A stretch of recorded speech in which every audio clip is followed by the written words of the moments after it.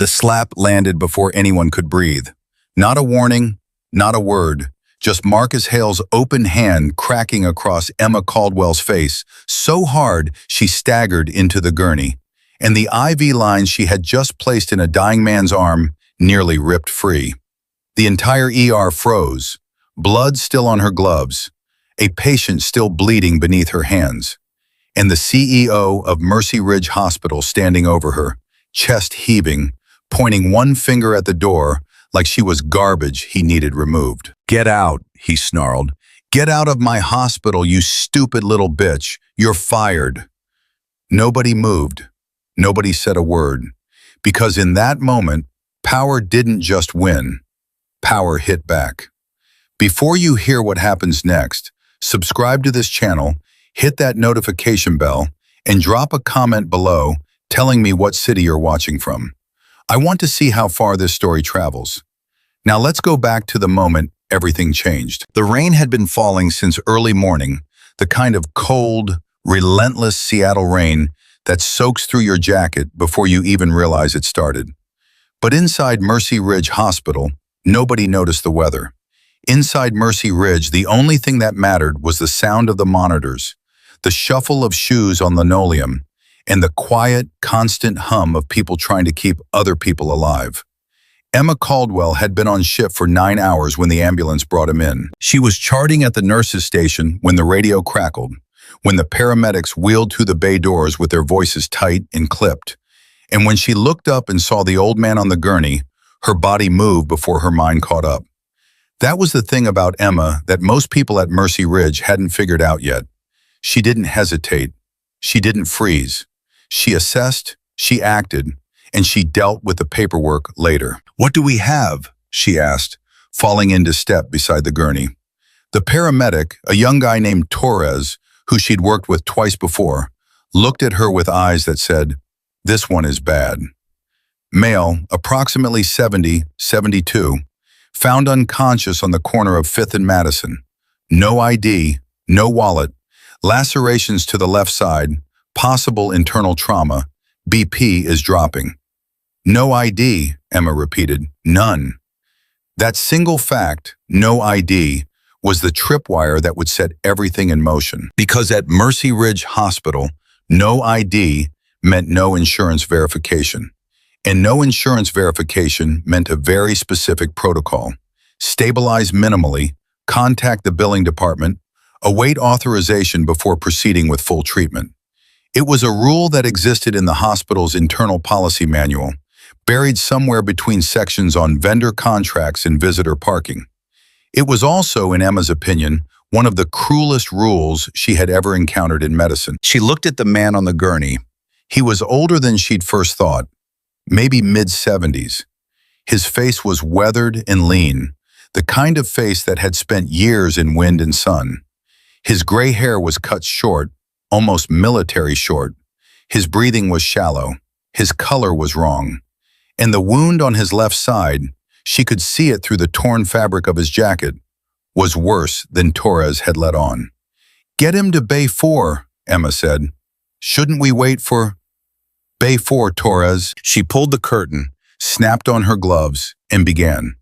She worked fast. Not recklessly, she was never reckless, but with a focused, efficient speed that came from somewhere deep inside her. From a part of herself she rarely talked about and almost never explained to her colleagues at Mercy Ridge. She irrigated the wound. She assessed the bleed. She started an IV line and called for a blood panel. And when the charge nurse, a woman named Patricia who had been at Mercy Ridge for 15 years and had seen everything twice, leaned in and said quietly, "Emma, we don't have authorization." Emma didn't look up. "I know," Emma said. "Document that I proceeded without authorization and put my name on it. All of it." Patricia stared at her. "That's your license." "I know what it is." Emma pressed a fresh gauze pad to the wound and held it firm. "His pressure is 60/40, Patricia. He won't last long enough for the billing department to answer the phone." Patricia said nothing for a moment. Then she turned and walked to the nursing station, and Emma heard her picking up the phone, and she went back to work. The old man opened his eyes.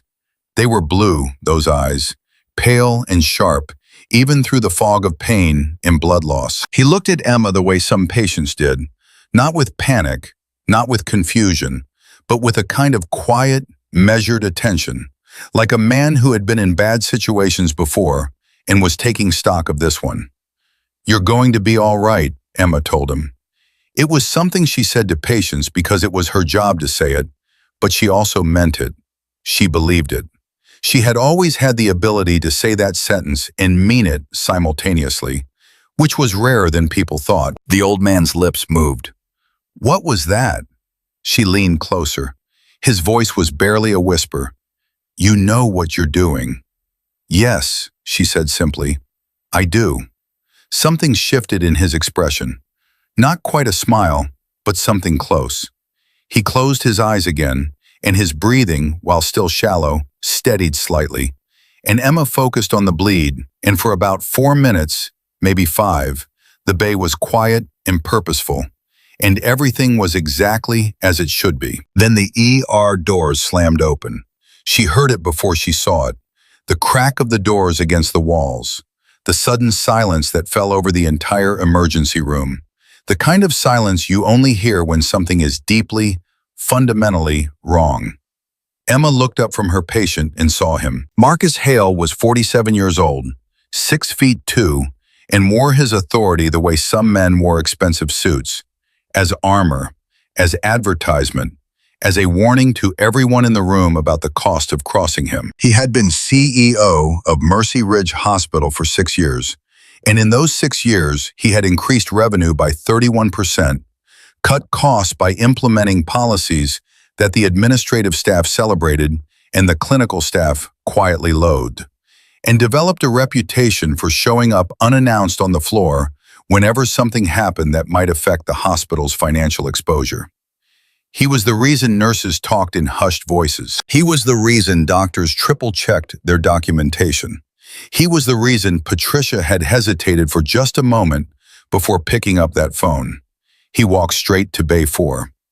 Emma heard him before she saw him. His footsteps were hard and purposeful on the linoleum.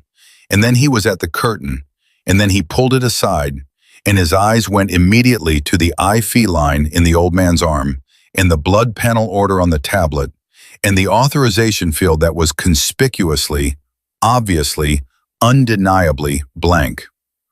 "Who authorized this?" His voice was controlled, barely. Emma didn't look away from her patient. "I did. The patient was in critical. I didn't ask for an explanation." He stepped closer. "I asked who authorized this treatment. There's no insurance information because he had no ID on him," Emma said, keeping her voice even, keeping her hand steady.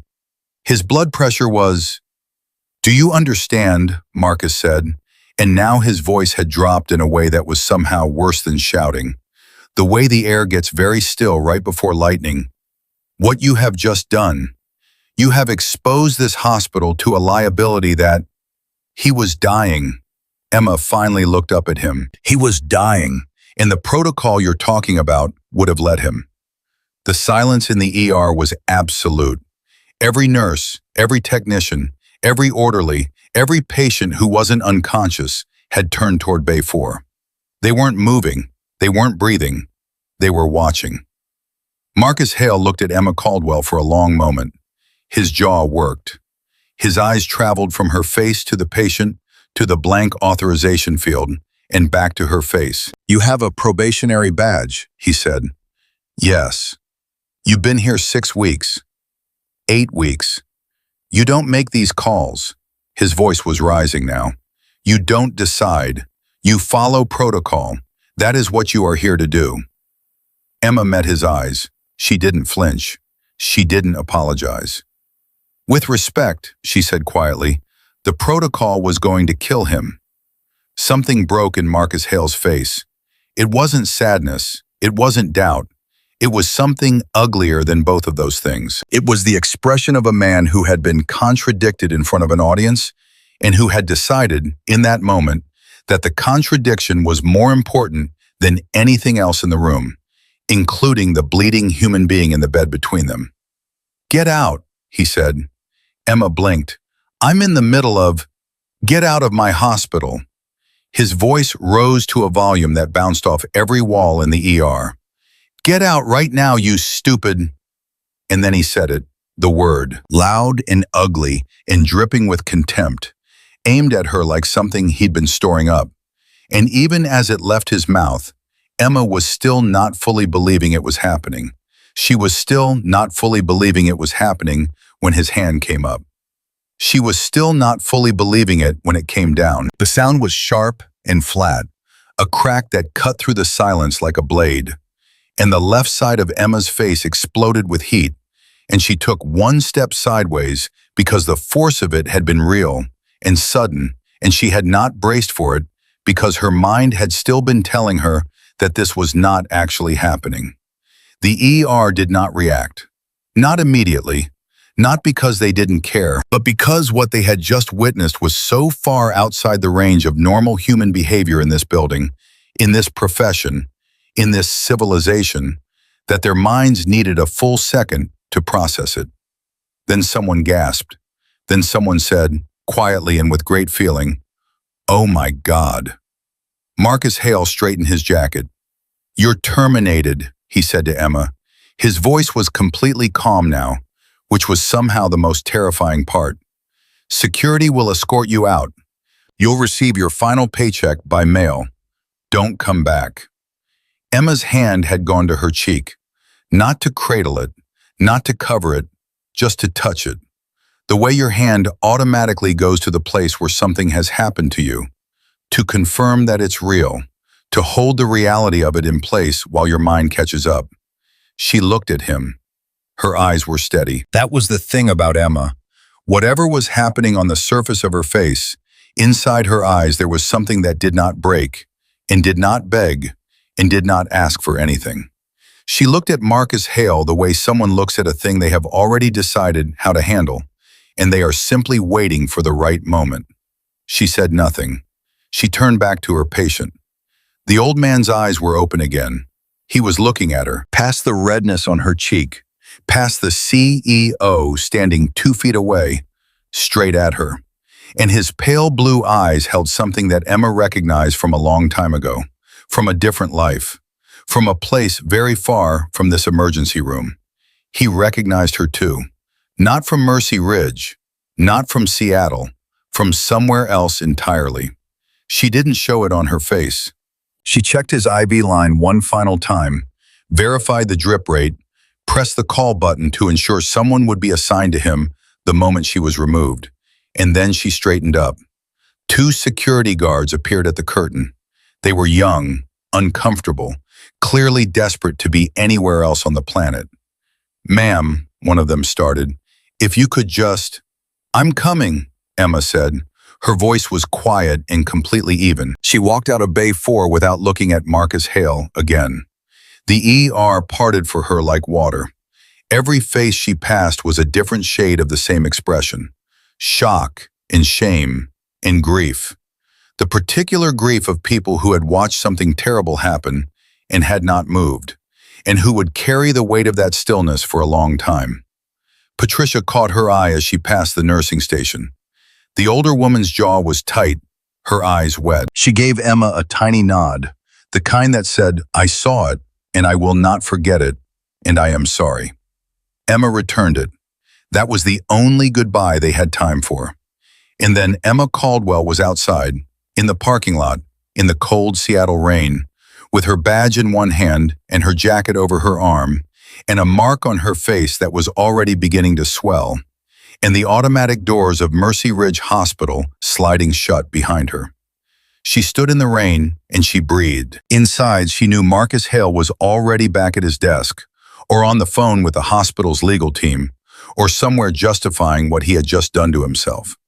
She knew the ER staff were already drifting back to their stations, already beginning the psychological work of processing this into a story they could live with. She knew the old man in Bay 4, the man whose life she had just saved, the man who looked at her with those sharp blue eyes and recognized something, was lying there with her IV in his arm, and that someone else would take over his care now, someone who would document everything correctly and never step outside protocol and keep their head down and their badge for another 6 weeks. She knew all of this. She also knew something else, something that Marcus Hale did not know, something that none of the people inside that building knew about Emma Caldwell, because Emma Caldwell had not told them and had not been asked and had decided when she came to Mercy Ridge 8 weeks ago that it was better to be a new face than a known one, better to rebuild quietly, better to simply be a nurse and nothing more. The rain was very cold. Emma reached into the pocket of her jacket and pulled out her phone. She stood there for a moment, her thumb moving to a contact she had not called in over a year. She looked at the name on the screen. She thought about what calling it would mean. She thought about the man in Bay 4 and the recognition in his eyes and the fact that, in a building full of people, not one of them had moved when Marcus Hale raised his hand. She put the phone back in her pocket without making the call. Because Emma Caldwell had learned, a long time ago, in a place a long way from Seattle, that there was a difference between the moment of crisis and the moment of reckoning. The crisis was now. The reckoning would come when it came. She stood in the rain and waited. Back inside Bay 4, the old man's eyes were still open. His color was slightly better. Emma's work had bought him time, possibly saved his life, almost certainly prevented the kind of internal hemorrhage that became unsurvivable after a certain point. A new nurse had come in, a young man named Derek who followed every protocol, letter perfect, and who was very good at his job, and who was currently not making eye contact with anyone. The old man watched him work. After a moment, he spoke. His voice was rough, but clear. "The woman who was here," he said, "the one they took out." Derek glanced at him. "Sir, you should really try to rest." "I know she's gone." The old man's voice was patient, the way very certain people are patient. "I'm not asking you to bring her back. I'm asking you to tell me her name." Derek hesitated. He looked toward the curtain. He looked back at the man in the bed. And something in those pale blue eyes, some quality of stillness, some gravity, made him answer. "Caldwell," Derek said quietly. "Emma Caldwell." The old man nodded, very slowly, as if confirming something he had already suspected. Then he turned his head slightly and looked at the window. Outside, the rain was still falling. "Get me a phone," he said. Derek blinked. "Sir, visiting hours." "Son." The old man's voice was not unkind, but it was absolutely not negotiable. "Get me a phone." Inside the CEO's office on the 4th floor, Marcus Hale was already on his 3rd call of the last 15 minutes. His attorney, the hospital board chairman's assistant, and now the head of HR. He was constructing a version of events that was not precisely a lie, more like an architecture, the way you arrange certain true facts at certain angles so the shadows fall where you need them to fall. The employee in question violated multiple protocols, he was saying: unauthorized treatment, failure to follow billing verification procedures, and when confronted about the violations, she became combative. The situation had to be managed. From the HR director's end, a silence. Had to be managed, the HR director repeated carefully. "There are witnesses." "Yes," the HR director said. "I'm aware there are witnesses." Another pause. "Marcus, I need to ask you directly, what exactly happened in that ER?" Marcus straightened a paperweight on his desk. "I addressed a significant policy violation." "Did you strike her?" The words sat in the air between them. "The situation escalated," Marcus said. "I want it formally documented that the employee's insubordination was the precipitating factor." The HR director said nothing for a long moment. When she spoke again, her voice had changed in a way that Marcus did not fully register, or perhaps chose not to. "I'll need the security footage from the ER bay." "Of course," Marcus said. He hung up the phone. He looked out the window at the parking lot 4 stories below. The rain was still falling. After a moment, he saw far below a small figure standing near the exit, a young woman in a dark jacket, not moving, just standing in the rain. He watched her for a moment, Then his phone rang again, and he turned away from the window, and he answered it, and he stopped thinking about Emma Caldwell. He did not know that 3 miles away, at a naval communications facility that most Seattle residents didn't know existed, a call was being received. He did not know that the person receiving the call was an aide to a senior officer. He did not know that the aide's face changed as he listened, and that he wrote down 2 words, Emma Caldwell, on a notepad and underlined them. He did not know that in Bay 4, an old man with pale blue eyes was speaking quietly into a borrowed phone. And he absolutely did not know what that call was going to set in motion. Back in the parking lot, Emma finally moved. She walked to her car slowly, unlocked it, and sat in the driver's seat without starting the engine. The rain hammered the roof. She looked at herself in the rearview mirror. The mark on her cheek was vivid now, red shading into something deeper. She touched it once briefly with 2 fingers. Then she opened the glove compartment.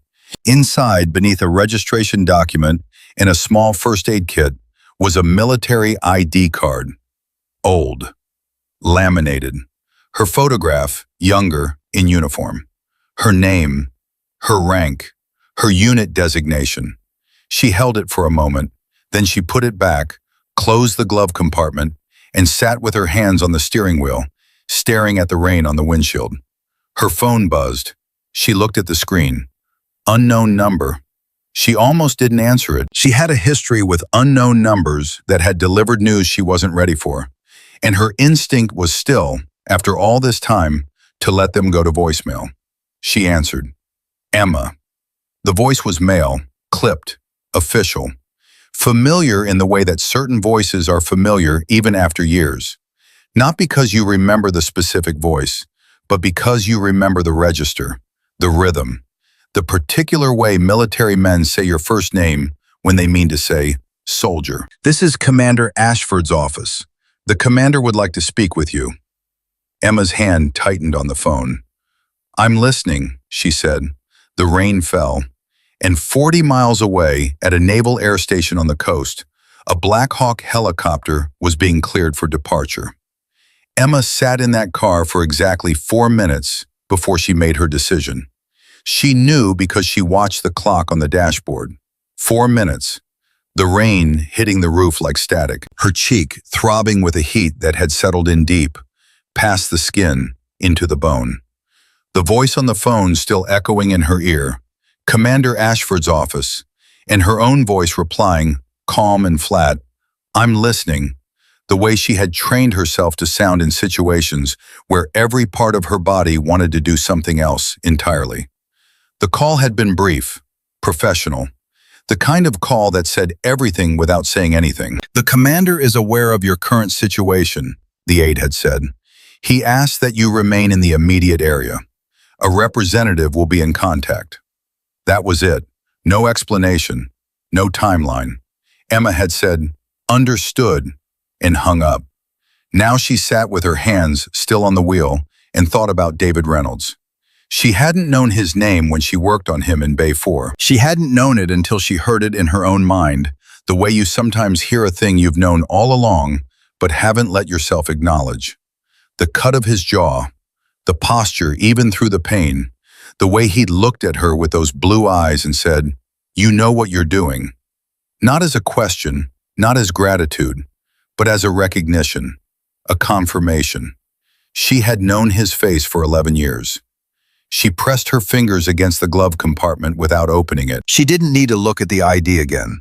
She just needed to feel the compartment under her hand, to feel the weight of what was inside it, to remind herself that the woman in that laminated photograph still existed, even after 8 weeks of pretending otherwise. Her phone buzzed again. A text this time. Unknown number, 4 words. Stay where you are.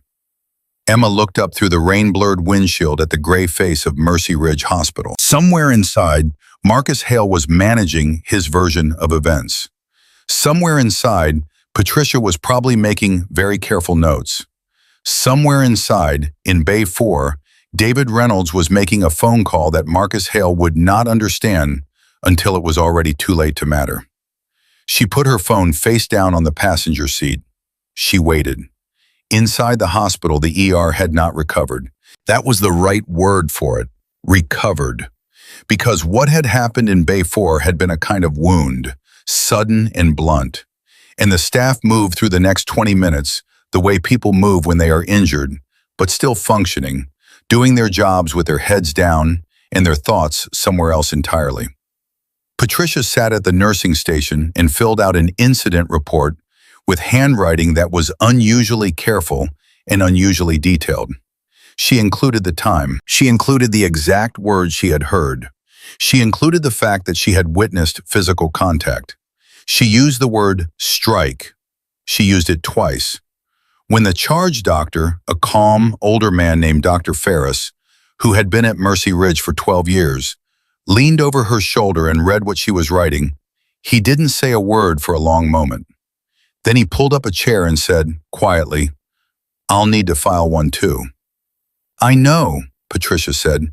"Did anyone else see it?" "Everyone saw it," Ferris exhaled slowly. "How many of them will put their names on paper?" Patricia didn't answer right away. She looked at the faces around the ER, the nurses charting, the techs resetting equipment, the orderlies moving with their heads down. She thought about the mortgages and the student loans and the families and the simple human fact that people with things to lose made very careful calculations about when to be brave. "Some of them," she finally said. "Not all of them." Ferris nodded. "Some is enough." He picked up his own tablet and started writing. In Bay 4, Derek was checking the old man's IV line when David Reynolds spoke again. "How long ago did they take her out?" Derek glanced at his watch.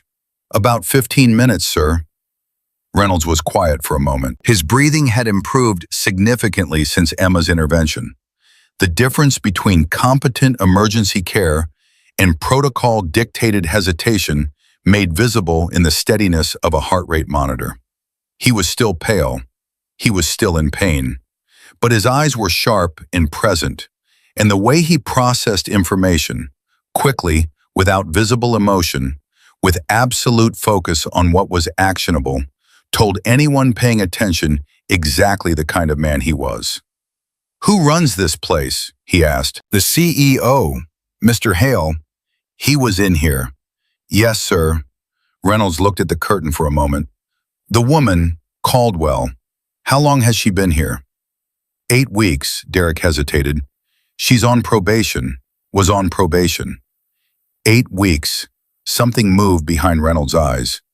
"Where did she come from? Before here?" Derek shook his head. "I don't know, sir. I really don't know much about her. She mostly kept to herself, did her work." He paused. "She was good, like, really good. I've seen a lot of travel nurses come through, and she was different. The way she moved when she came in here, the way she assessed you, it wasn't textbook. It was something else." Reynolds said nothing for several seconds. Then, "Give me that phone." This time Derek didn't argue. Reynolds dialed from memory. The line connected on the second ring, and whatever the person on the other end said, Reynolds cut it off immediately. "James," he said, "it's David. I need you to listen carefully because I'm going to say this once." His voice was low and steady, the voice of a man who had given orders in places where orders meant lives. "I'm at Mercy Ridge Hospital in Seattle. There's a nurse, former corpsman, Somalia deployment, 2nd MEF attachment. You'll know the name. Emma Caldwell. They just put her out on the street. I want her found. I want her status confirmed. And I want someone here in the next hour." A pause. "No, not an ambulance, a representative, someone with rank." Another pause, slightly longer. "Yes, that level. Get it done." He handed the phone back to Derek without another word. Derek stood very still for a moment. "Sir," he said carefully, "who was that?" Reynolds looked at him with those pale blue eyes. "Someone who owes me a debt," he said simply. He closed his eyes. His breathing was even. His face was composed. He looked like a man who had done what needed doing and was now simply waiting for the world to catch up. Upstairs, Marcus Hale had graduated from phone calls to an in-person meeting. Sitting across from him in his office were two people: the hospital's head of legal, a sharp-faced woman named Sandra Chen, who had handled Mercy Ridge's liability issues for 4 years, and who had learned to keep her face very neutral when Marcus was in certain moods. And the head of security, a broad-shouldered man named Garrett, who looked like he would rather be literally anywhere else. "The footage," Marcus said, "from Bay 4. Garrett shifted in his seat. "Sir, I want it reviewed, I want it secured, and I want it handled before anyone else requests it." Sandra Chen set her pen down very deliberately. "Marcus, Sandra, I need you to stop talking for a moment." Her voice was quiet and precise. "And I need you to understand that what you are describing right now, in front of me, a licensed attorney, constitutes potential obstruction. I am telling you this clearly and for the record." She held his gaze. "Now, I need you to tell me exactly what happened in that ER." Marcus straightened in his chair. "I addressed a policy violation with an insubordinate employee. Did you strike her?" The question sat between them like something physical. Garrett was suddenly very interested in the floor. Marcus's jaw tightened. "The situation, Marcus," Sandra's voice dropped another register. "There are 47 cameras in this building. Bay 4 has 2 of them. I have not reviewed the footage, but I am going to review it, and when I do, I need what I see to match what you are telling me right now. So I am going to ask you one more time." She leaned forward slightly. "Did you strike her?" The silence stretched for 5 full seconds. "She was insubordinate," Marcus said. "She endangered this hospital's—" "That is not what I asked." The intercom on Marcus's desk buzzed. His assistant's voice came through, slightly strained. "Mr. Hale, there's a situation in the parking lot. Security is asking for you." Marcus frowned. "What kind of situation?" A pause from the intercom. "Sir, I think you need to see this yourself." Sandra Chen looked at Garrett. Garrett looked at the door. Neither of them moved immediately because there was something in the assistant's voice, a quality of barely controlled something, that made the air in the room feel suddenly different. Marcus stood and walked to his window. What he saw in the parking lot below him was not, initially, what he expected. He expected some kind of protest, maybe, a group of nurses from another shift, or a patient's family member making a scene. These things happened occasionally. They were managed. What he saw instead was a black helicopter. Not a news helicopter, not a medical transport, a military helicopter, dark and heavy, descending into the hospital parking lot with a controlled precision that said the person flying it had done this in far more difficult circumstances than a Seattle hospital lot on a rainy afternoon. It settled onto the pavement with a firmness that was almost declarative. The rotors began to slow. Marcus Hale stood at his window and felt, for the first time in a very long time, something he did not have a word for. It was close to fear. But it was deeper than that. It was the particular sensation of realizing that the world you thought you were in control of is larger than you knew, and that something in it has just turned its attention toward you. "What," he said slowly, to no one in particular, "is that?" Sandra Chen had moved to stand beside him. She looked at the helicopter.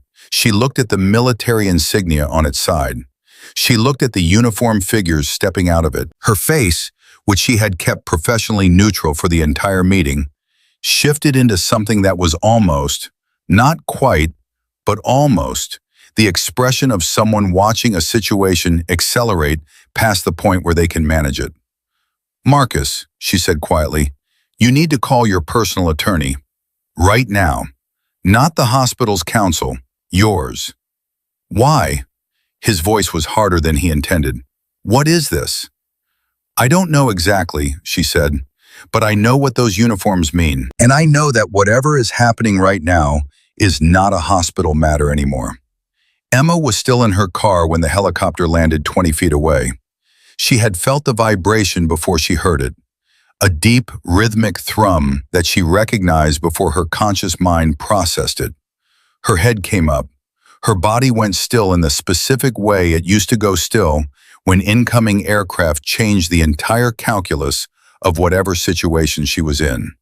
She got out of the car. The rain hit her face, and her wet cheek stung where Marcus had struck her, but she barely registered it. She watched the Black Hawk settle, and the door open and the figure step out, and she identified the rank insignia without needing to think about it, the same way she could still calculate a medication dosage in her head under pressure, the same way she still unconsciously counted exits when she entered a room. Commander James Ashford was 44 years old and moved like someone who had spent 20 of those years in places where moving wrong got people killed. He was not a large man, but he had the kind of physical presence that made him seem larger than his actual dimensions, the kind that came from having been trusted with enormous things and having not failed at them. He wore his uniform with the ease of someone for whom it was not a costume. He walked straight to Emma. He stopped 2 feet in front of her and looked at her face. His eyes went to the mark on her cheek. His expression did not change, but something behind it did. Something tightened and became very purposeful. "Emma," he said. "Commander," she said. "How bad is it?" "I've had worse." She meant it, and they both knew she meant it. And the shared knowledge of what that meant, what context gave that sentence its real weight, was something neither of them needed to say out loud. Ashford looked at the hospital. "Reynolds called me himself. I haven't heard his voice in 14 months. He turned back to her. "He told me what you did in there. I did my job. He told me what else happened." Emma said nothing. "Emma," Ashford's voice was quiet. "A sitting CEO put his hand on a former decorated combat medic who just saved the life of a chief warrant officer with 3 Navy crosses. In a room full of witnesses, with 47 cameras recording." He paused. "Tell me you understand what that means." "I understand what it means." "Do you? Because from where I'm standing, it looks like you were about to sit in a parking lot and let it go." Emma looked at him steadily. "I was waiting." "For what?" She glanced at the helicopter. "For whatever that is." Something moved in Ashford's face that wasn't quite a smile, but was adjacent to one. "Reynolds said you'd be like this." He turned back to his personnel. "Martinez, Chen, with me." He looked at Emma. "You too." "I'm not military anymore, Commander." "No," he agreed, "but you're a witness, a victim, and the person who saved a senior officer's life today. So you're coming inside." He paused. "Unless you'd rather stay in the parking lot." She fell into step beside him. The automatic doors of Mercy Ridge Hospital opened, and Emma Caldwell walked back in. The ER saw her first. Patricia looked up from the nursing station, and her mouth opened slightly. Peter, coming out of a supply room, stopped walking. 3 nurses at the far end of the floor turned at the sound of boots on linoleum. Not Emma's shoes, but the purposeful, hard step of military-issued boots moving with intention. The silence that fell over the ER was different from the silence that had fallen when Marcus slapped her. That silence had been the silence of shock and shame. This silence was something else. This was the silence of a room realizing that the story was not over, that the thing they had witnessed and failed to stop and had been quietly trying to absorb into their understanding of how the world worked, that thing was not finished. Ashford didn't stop at the desk. He moved through the ER with Martinez and Chen flanking him and Emma just behind, and he went straight to Bay 4 like someone who already knew exactly where he was going. Reynolds was lying with his eyes closed when they came in. "David," Ashford said. The old man opened his eyes, and for a moment, just a moment, something crossed his face that had nothing to do with rank or protocol or the architecture of military command. It was just relief, simple and human and real. "James," he said, "you look terrible."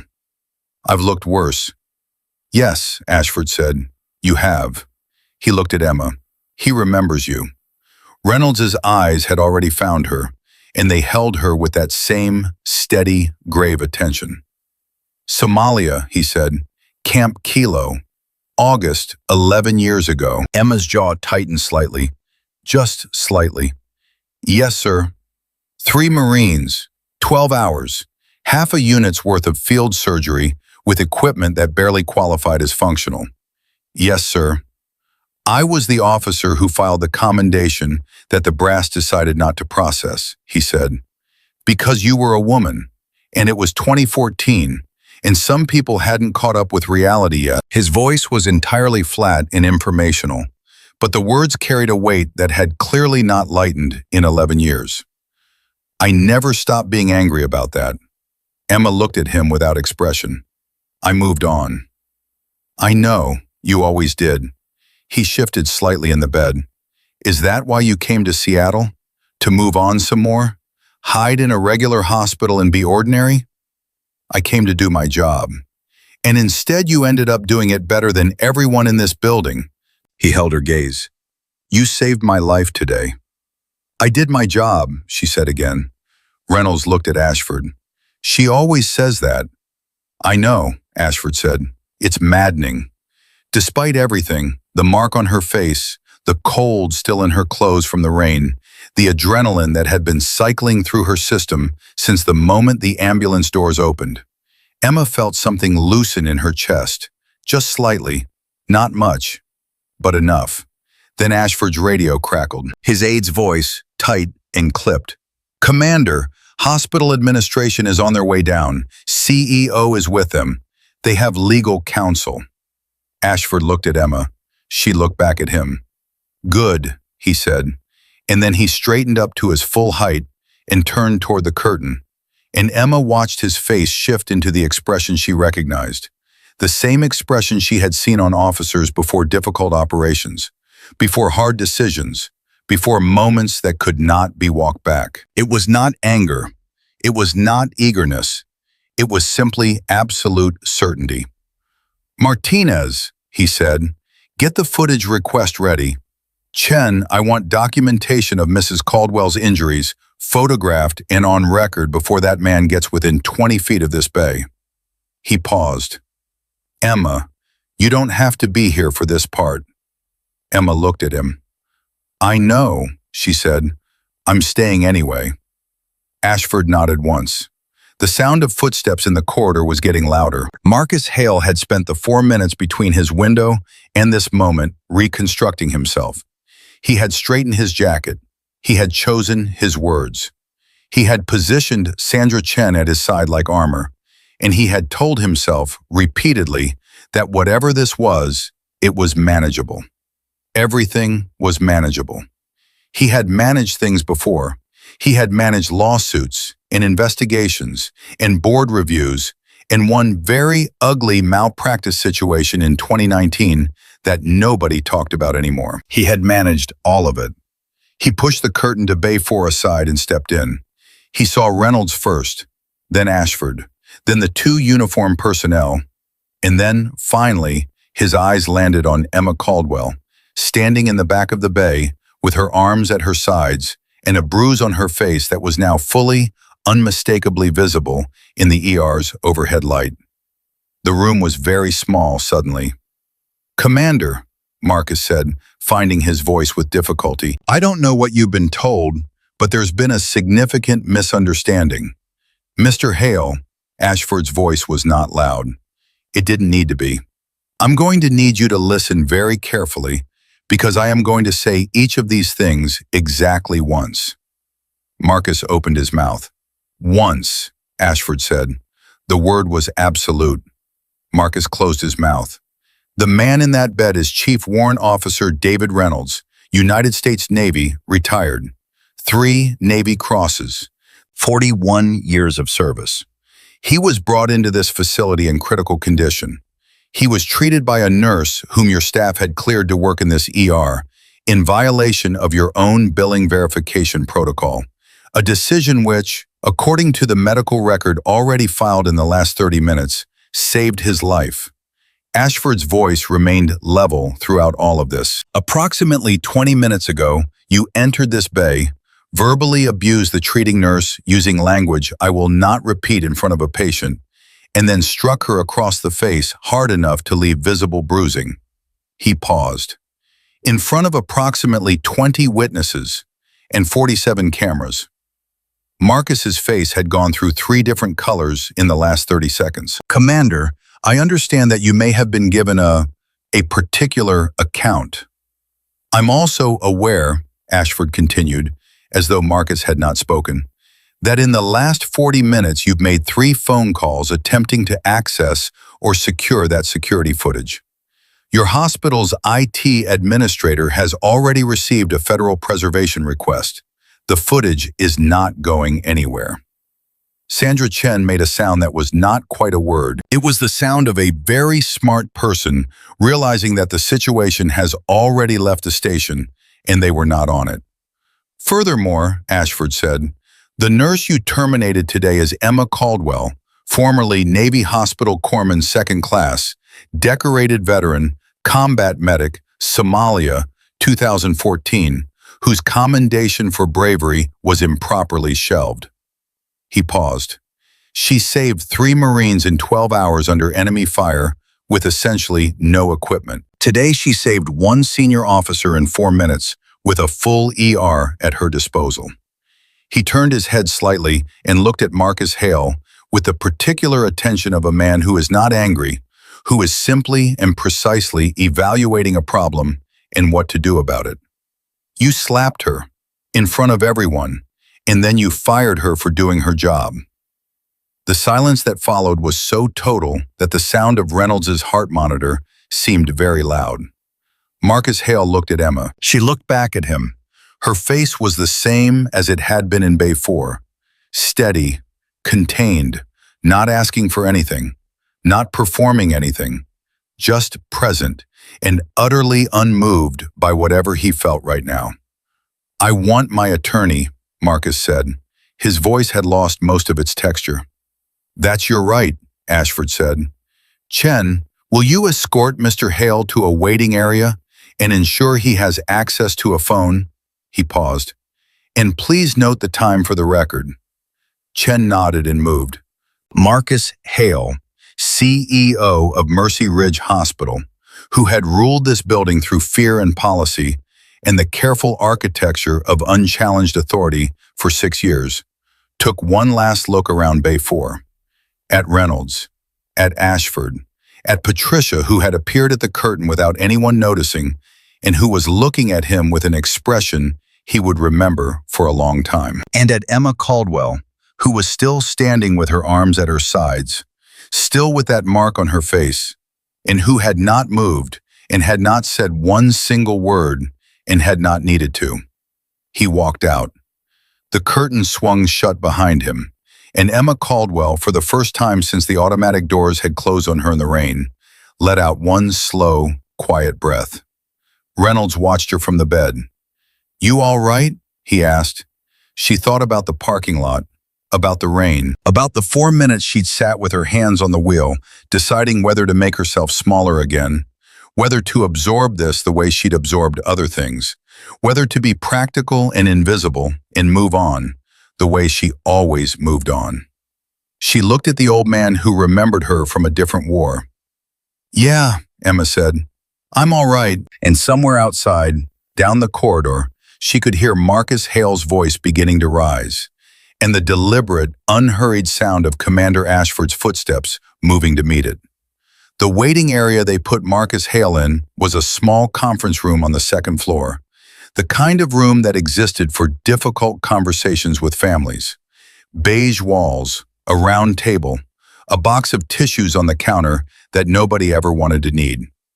He sat in one of the chairs with his phone to his ear and his attorney's voicemail playing for the 3rd time, and he kept his face arranged into the expression of a man who was inconvenienced but not afraid, which took considerably more effort now than it had 40 minutes ago. His personal attorney, a man named Gerald who billed at $600 an hour and who had told Marcus on more than one occasion that he was the best crisis manager in the Pacific Northwest, was apparently not answering his phone at 4:30 on a Wednesday afternoon. Sandra Chen sat across the table and said nothing. She had been saying nothing for 12 minutes, which was its own kind of message. Chen, the commander's aide, stood by the door. Not blocking it, just present. Marcus set his phone face down on the table. "This is a personnel matter," he said, not for the first time. But his voice was doing something different now. It was working too hard at staying level, the way an engine sounds when it's running on the wrong fuel. "Whatever this officer believes he's doing here, he has no jurisdiction over an internal employment." "Mr. Hale," Chen's voice was measured and impersonal, the way very trained people sound when they are not impressed by something, but are being professional about it. "You're welcome to discuss jurisdiction with the commander directly. He'll be up shortly." "Shortly." Marcus repeated the word like it had an unpleasant taste. "Yes, sir." Marcus looked at Sandra. Sandra looked at her notepad. On it, she had written 3 words and underlined them twice, and was currently not meeting his eyes, which told him everything he needed to know about where his head of legal had decided to position herself relative to this situation. He looked at the ceiling instead and thought about damage control and media cycles and whether Gerald's partner was available. And he did not let himself think about Bay 4 or about the sound the slap had made in that silent room or about Emma Caldwell's face afterward, steady and unmarked by anything except the mark he'd put on it, which was a different thing entirely. Downstairs, the ER had changed. It was hard to name exactly when it happened, the moment the room shifted from shock into something else, something more deliberate and less passive. Maybe it was when Patricia finished her incident report and emailed it to 3 separate addresses, including one outside the hospital system entirely. Maybe it was when Dr. Ferris called 2 colleagues who had been on shift when it happened and said, quietly and without drama, "You need to document what you saw. Today, while it's fresh." Maybe it was when Torres, the paramedic who had brought Reynolds in, came back to check on the patient and heard from Derek what had happened after he left, and stood very still for a moment, and then pulled out his own phone and started typing. Or maybe it was when the second nurse, a woman named Angela, who had been at Mercy Ridge for 3 years and who had been standing 6 feet away when Marcus's hand came down, walked to the nursing station and asked Patricia for a copy of the hospital's abuse reporting form. Not the internal one, but the external one, the one that went to the state licensing board, and filled it out at the desk in plain view of everyone. One by one, quietly, without anyone organizing it or calling for it or making a speech, the room began to act. Patricia watched it happen from the nursing station and felt something in her chest that she hadn't felt in a long time. Not happiness exactly, because this was not a happy situation. It was closer to relief. The specific relief of watching people choose correctly after a moment when they hadn't. Her phone rang. It was the hospital board chairman's executive assistant, a woman named Ruth, who was efficient and unflappable, and whose voice right now sounded neither of those things. Patricia. Ruth's voice was 2 degrees tighter than normal. "I need to know what happened in that ER today. I need to know from someone who was there, not from Mr. Hale's office." Patricia picked up her pen. "How much time do you have?" "As much as you need," Ruth said. Patricia started at the beginning. By 4:45, the story had left the building. Not officially, not through any press release or media contact. But 47 cameras and approximately 20 witnesses represented a significant amount of people who had phones and who had shifts ending and who had people they trusted outside those walls. Within an hour of the helicopter landing in the parking lot, 3 separate threads had appeared on a nurse's private Facebook group for Pacific Northwest healthcare workers. Within 90 minutes, someone had posted a photograph taken from a second-floor window of the Black Hawk sitting in the Mercy Ridge parking lot with a caption that said 3 words, "Something is happening." Within 2 hours, that photograph had 4,000 shares.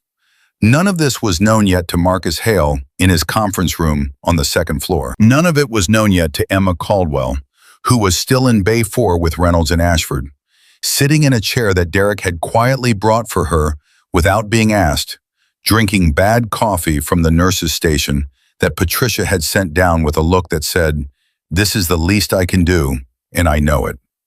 Ashford had his tablet out and was working through something with an aide via video call, his voice too low to hear properly. Reynolds had his eyes closed, but was not asleep. Emma could tell from his breathing and from the slight tension in his jaw that he was listening to everything, processing it, filing it away. Emma sat with the coffee and looked at her hands. They were steady. They had always been steady. Even in Somalia, even in the worst hours of that longest night, her hands had been steady. It was the one thing she trusted about herself unconditionally, that when it mattered, her hands would do what she asked of them. She turned the paper cup slowly in her fingers and thought about what Reynolds had said. 8 weeks of trying to be nobody. 8 weeks of taking the probationary badge and the condescending orientation checklist and the comments from nurses who'd been there longer about how things were done here, how protocol worked here, how you needed to earn your credibility here before you started making calls above your pay grade. 8 weeks of reminding herself that she had chosen this, chosen ordinary, chosen quiet, chosen a version of herself that didn't carry anything heavier than a shift bag. And then one ambulance. One old man with no ID and a blood pressure of 60/40, and every single week of ordinary had collapsed like a card house in a draft. "You're thinking too loud," Reynolds said, without opening his eyes. Emma looked at him. "Sorry. Don't apologize, just say what you're thinking." She was quiet for a moment. Then, "I keep going back to the thing you said, about the commendation." Reynolds opened his eyes. "What about it? You said you were angry." "I am, still." "I wasn't." She looked at her coffee. "At the time, I told myself it didn't matter, that the work was the thing, not the recognition, that if I needed someone to hand me a piece of paper to know what I'd done, I'd miss the point." "That's very noble," Reynolds said, with a dryness that was not unkind. "I know. And also not entirely true." Emma said nothing. "Emma," his voice was quiet, "you came to Seattle and took a probationary nursing position in a mid-size urban hospital and told no one who you are. That is not someone who has fully made peace with anything." He paused. "That is someone who is trying very hard to shrink." The words sat in the air. She didn't argue with them. Ashford ended his call, set down the tablet, and looked at both of them.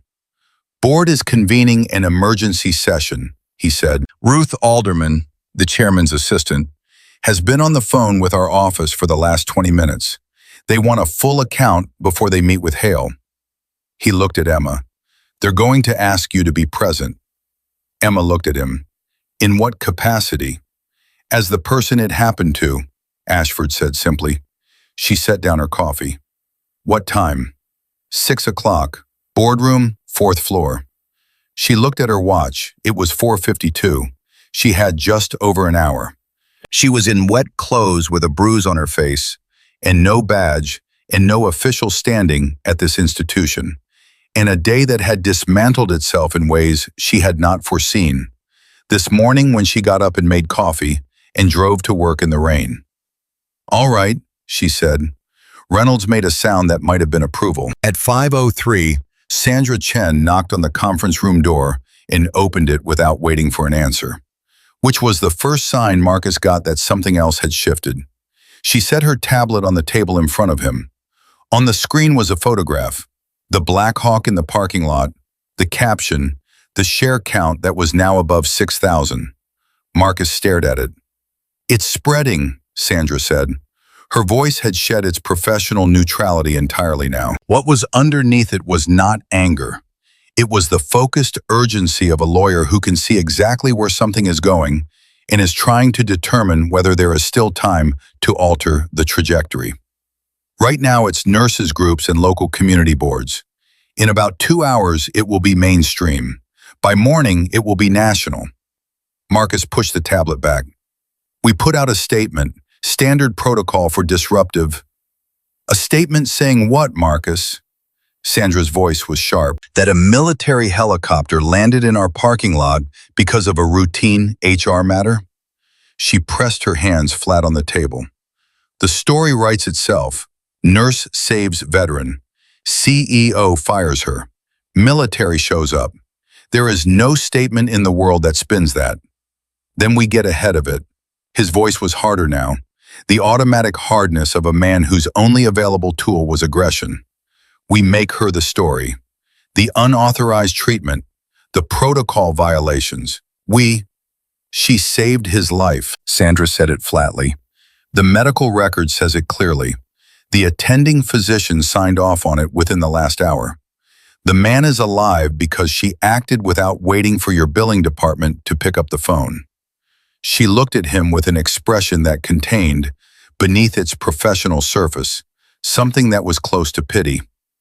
There is no version of this where she's the villain, Marcus. Not anymore. The silence that followed was very long. Gerald still isn't answering, Marcus said. I know. His partner? I left a message. Marcus sat back in his chair. He looked at the ceiling. He looked at his hands on the table. He looked at the tablet with the photograph on it, his helicopter, his parking lot, his hospital, and for a moment, just a fraction of a moment, the architecture he had been building around himself all afternoon cracked just enough for something true to show through. He had slapped her. He had stood in a room full of people, and he had slapped a nurse across the face because she had done the right thing, and he had been frightened and furious, and he had done it. And now he was sitting in a beige conference room while a military officer processed paperwork one floor below, and the entire internet began to learn his name. The crack closed. The architecture reassembled. Marcus Hale looked at his attorney and said, "Get me out of this room." Sandra looked at him for a long moment. "I can try," she said. "But Marcus, you need to understand that when that board meeting starts, nothing I do will matter if you walk in there without a full acknowledgement of what happened. They've already seen footage." Marcus went very still. Ruth Alderman requested it from IT 40 minutes ago. The board chairman has seen it. Sandra held his gaze. All of it. Every second of it. The color left Marcus Hale's face completely. It was 5:22 when Ashford came to find Emma.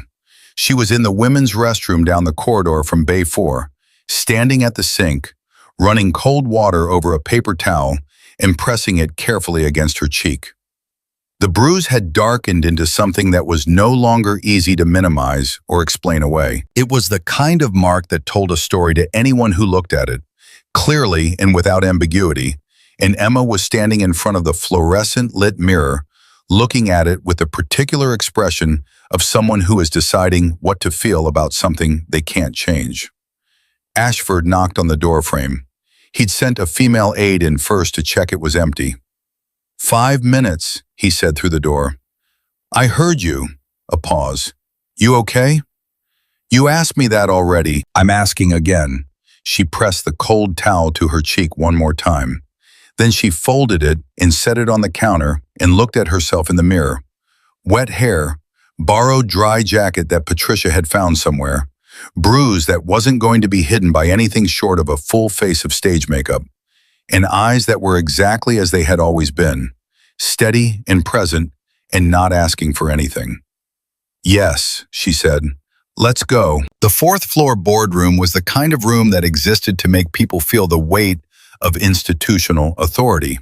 A long table, high-backed chairs, a wall of windows, framed photographs of every hospital director going back to 1987. There were 8 board members seated when Emma walked in, plus Ruth Alderman taking notes at the end, plus 2 people Emma didn't recognize who turned out to be the hospital's external auditors, who had apparently decided that this was a good afternoon to be present. Ashford sat beside Emma. His aide, Martinez, sat behind them. Marcus Hale entered from the opposite door with Sandra Chen at his shoulder. He had fixed his jacket. He had his professional face back on. But when he looked across the table and saw Emma, something moved in his expression that all the architectural effort in the world couldn't suppress, and every person in the room saw it. The board chairman was a woman named Eleanor Park, 71 years old, who had built 2 companies before joining the Mercy Ridge board, and who had the particular quality of stillness that powerful women who have been underestimated many times eventually develop. She looked at Emma's face first. She looked at it long enough and carefully enough that it was clear she intended for everyone in the room to see that she was looking. Then she looked at Marcus. "We've all reviewed the footage," she said. "No preamble, no administrative framing, just the fact, placed on the table like a stone. I don't think there's a need to describe what it shows. We all saw it." She folded her hands. "Marcus, you've had time to consult with counsel. Before this board makes any decisions, I want to hear from you directly. Not a prepared statement, not a legal framework, from you." Marcus straightened. "Eleanor, there are significant contextual factors." "Did you strike her?" Eleanor asked. The room went absolutely still. It was the same question Sandra had asked him in his office. The same question that kept presenting itself, blunt and unavoidable, at every door he tried to open. And in front of 8 board members and a military officer, and the woman herself sitting 12 feet away, with the evidence of what he'd done still visible on her face. This time, there was nowhere else to put it. Marcus said nothing. Eleanor turned to Emma. "Miss Caldwell," she said, and her voice had shifted, still controlled but with a quality of directness that was almost gentle. "I want you to know that this board has reviewed your medical record documentation from today, including the attending physician's assessment of the treatment you provided and its impact on the patient's outcome." She paused. "And I want to say to you, in front of everyone at this table, that what you did in that ER today was correct. Medically, ethically, and professionally correct." Emma looked at her without expression. "Thank you. I also want to acknowledge what was done to you." Eleanor's voice didn't waver. "On behalf of this board and this institution, I want to say clearly that what happened to you today in our ER is not acceptable. It should not have happened. It will not be treated as anything less than what it is." Marcus made a sound that started to be a word. "Marcus." Eleanor didn't raise her voice. She didn't need to. "I'm going to ask you to allow me to finish." He stopped. "I'm recommending to this board," she continued, looking around the table, "that effective immediately, Marcus Hale be placed on administrative suspension pending a full investigation by both hospital counsel and an independent external firm. I'm further recommending that the independent investigation encompass not only today's incident, but any prior complaints against Mr. Hale's conduct, including any documentation that may have been suppressed or inadequately processed." She looked at Sandra Chen. "All existing documentation requests from Commander Ashford's office are to be treated as fully cooperative. Every camera, every file, every phone record." Sandra nodded. She looked slightly pale, but she nodded. Eleanor looked at Emma. "Ms. Caldwell, your position at this hospital is reinstated effective immediately, with full pay for the period of your unlawful termination and a formal written apology from this institution to be completed within 48 hours. She paused. "If you want it." The last 3 words landed differently from everything else she'd said. Not a formality, a genuine question, asked person to person. Emma looked at her, and then she looked, slowly and deliberately, at Marcus Hale. He was looking back at her. All of the professional composure had gone now. He looked like a man standing in a room that has run out of exits, realizing for the first time that this was a possibility. His face held something that wasn't quite remorse. It was too raw and too reactive to be the considered thing that remorse requires. It was closer to the shock of consequence, which is what happens when a person who has never experienced accountability meets it for the first time. Emma held his gaze for a long moment. "Yes," she said to Eleanor, without looking away from Marcus. "I want it." Ashford exhaled beside her, not loudly, barely audible, but she felt it. She felt the small, specific relief in it. Eleanor nodded. She looked at the other board members. "All in favor?" Every hand at the table went up, every single one, including after a half-second pause that the room would talk about for months. Sandra Chen's. At 5:51, Marcus Hale was escorted out of the boardroom by two members of hospital security. Not the young, uncomfortable guards who had walked Emma to the parking lot, but senior staff who moved with the practiced calm of people who understood the gravity of what they were doing. He walked with his jacket straight and his chin up and his eyes forward, and the only thing that showed was his hands, which were not quite steady at his sides. He passed the nursing station on the way to the elevator. Patricia was there. She didn't say anything. She didn't need to. She just watched him walk past, and the expression on her face was not triumphant and not cold. It was the expression of a woman who had been keeping score for a very long time and had always known, somewhere beneath the daily calculation of survival, that the score eventually had to matter. The elevator doors opened. Marcus stepped in. The doors closed. Patricia looked down at her desk, at the incident report she'd filed, at the words she had written carefully and specifically, and with full knowledge of what they meant. She placed her hand flat on the paper for a moment.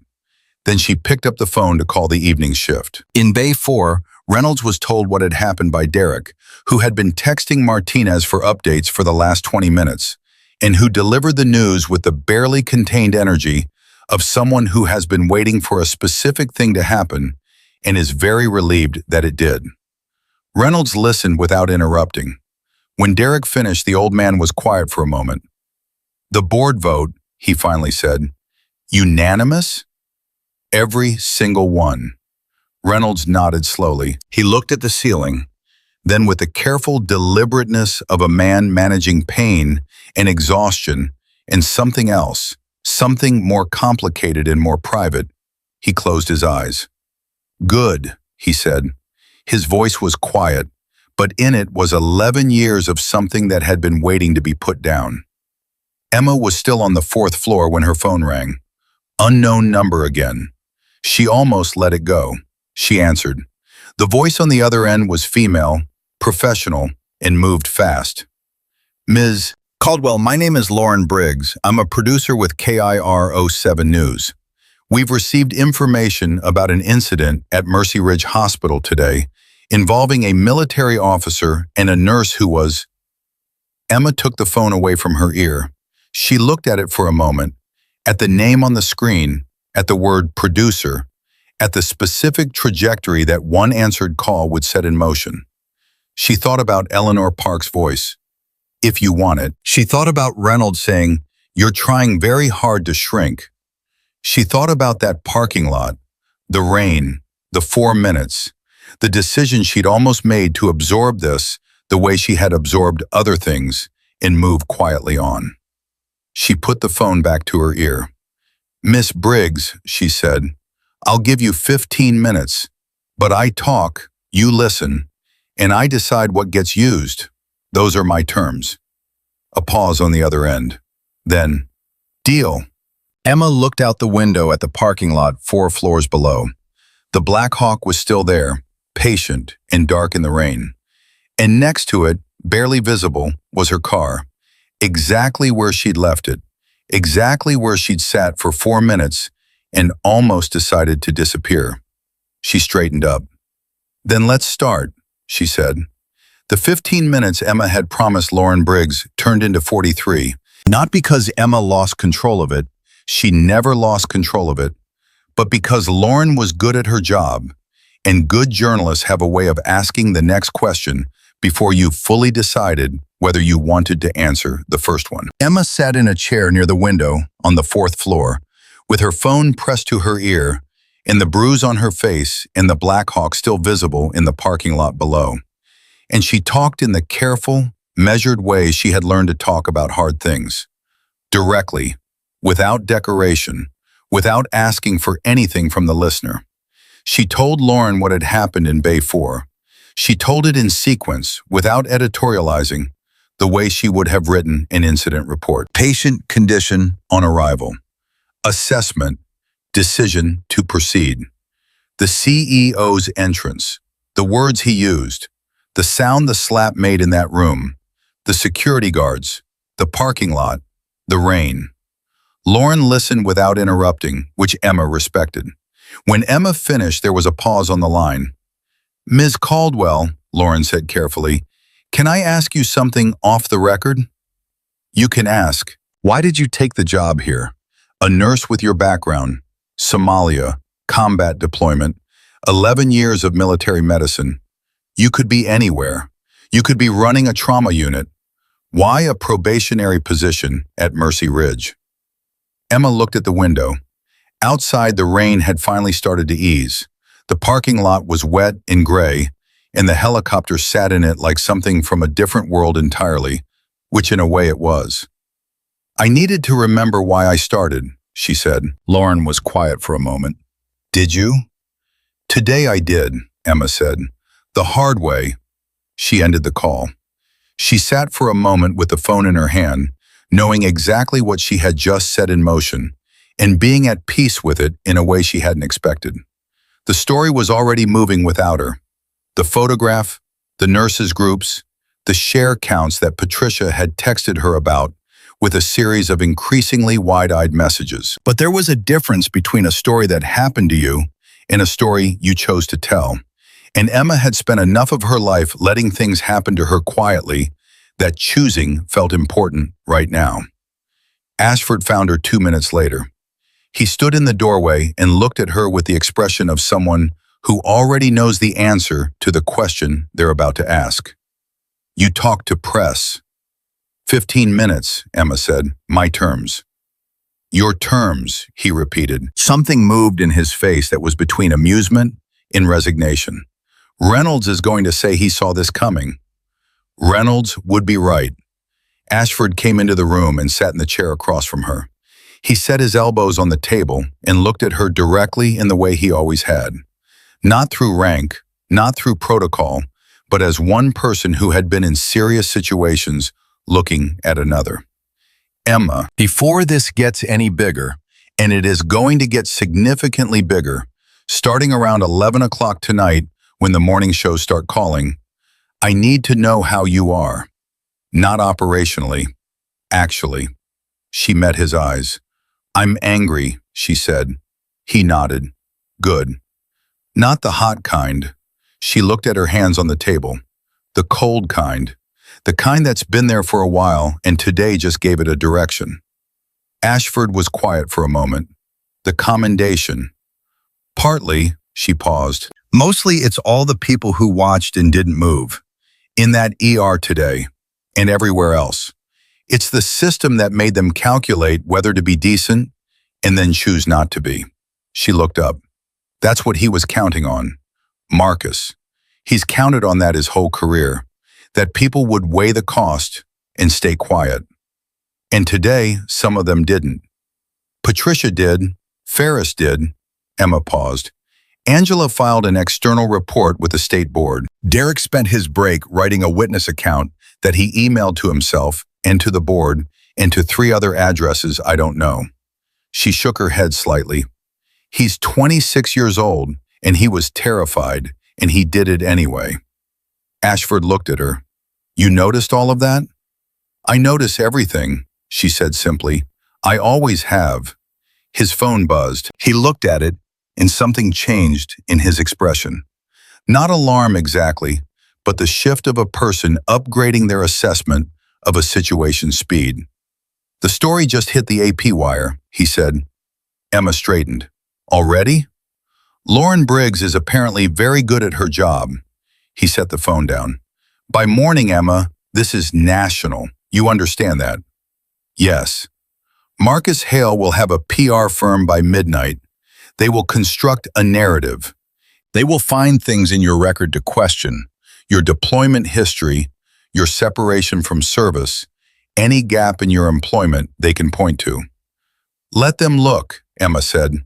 "There's nothing in my record I'm ashamed of." "I know that.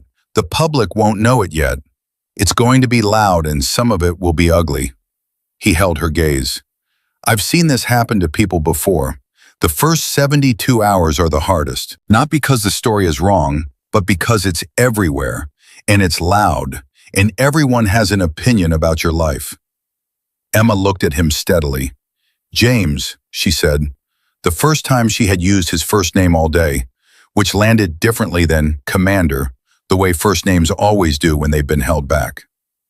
I held 3 Marines together for 12 hours in a burned-out building in Somalia, with artillery hitting 200 meters away. I can handle 72 hours of Twitter. Ashford looked at her for a long moment. Then he nodded once, the way he used to nod in the field when a plan had been assessed and found sufficient. "Okay," he said, "then let's make sure you have what you need." It was 6:47 when the first news van appeared in the Mercy Ridge parking lot. Patricia saw it from the nursing station and felt a complicated mixture of feelings. The validation of someone whose account of events was about to matter beyond the walls of this building, and the protective instinct of a woman who had known that the moment a camera arrived, Emma Caldwell's carefully constructed privacy was finished. She texted Emma immediately. "Van outside, Cairo 7, they're setting up." Emma's reply came back in under 30 seconds. "I know. Don't talk to them tonight. I'll handle it." Patricia read the message twice. Then she smiled, just slightly, and put her phone down. At the other end of the floor, in a supply closet that he had converted into a private space for this conversation, Derek was on the phone with his mother, who lived in Tacoma, and who had been calling him every 12 minutes since he'd sent her a text that said, "Something big happened at work today. Call you later." He was telling her the whole story from the beginning. The ambulance, the patient, Emma's hands moving with that focused, impossible precision, the CEO's entrance, the slap, the sound of it. And his mother was making sounds on the other end that were half horrified and half the specific pride of a woman whose child has, for the first time, done something genuinely difficult. "Did you say anything?" she asked. "When it happened?" Derek was quiet for a moment. "No," he said, "I didn't. But you did after." "Yeah," he leaned against the wall. "Yeah, I did." "That's something," his mother said. "That's not nothing." "It felt like nothing at the time." "It always does," she said. "That's why it's hard." He stayed on the phone for 3 more minutes and then went back to work. And he moved through the rest of his shift with something slightly different in how he carried himself. Not pride exactly, not yet, but the early, fragile version of it that comes before you've fully processed what you've done.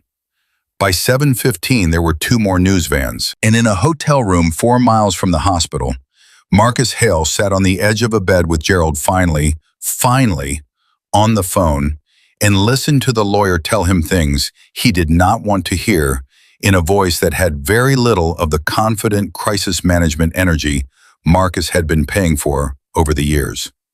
"The footage," Gerald said, "I've been told by Sandra that the board's external auditors have already copied it.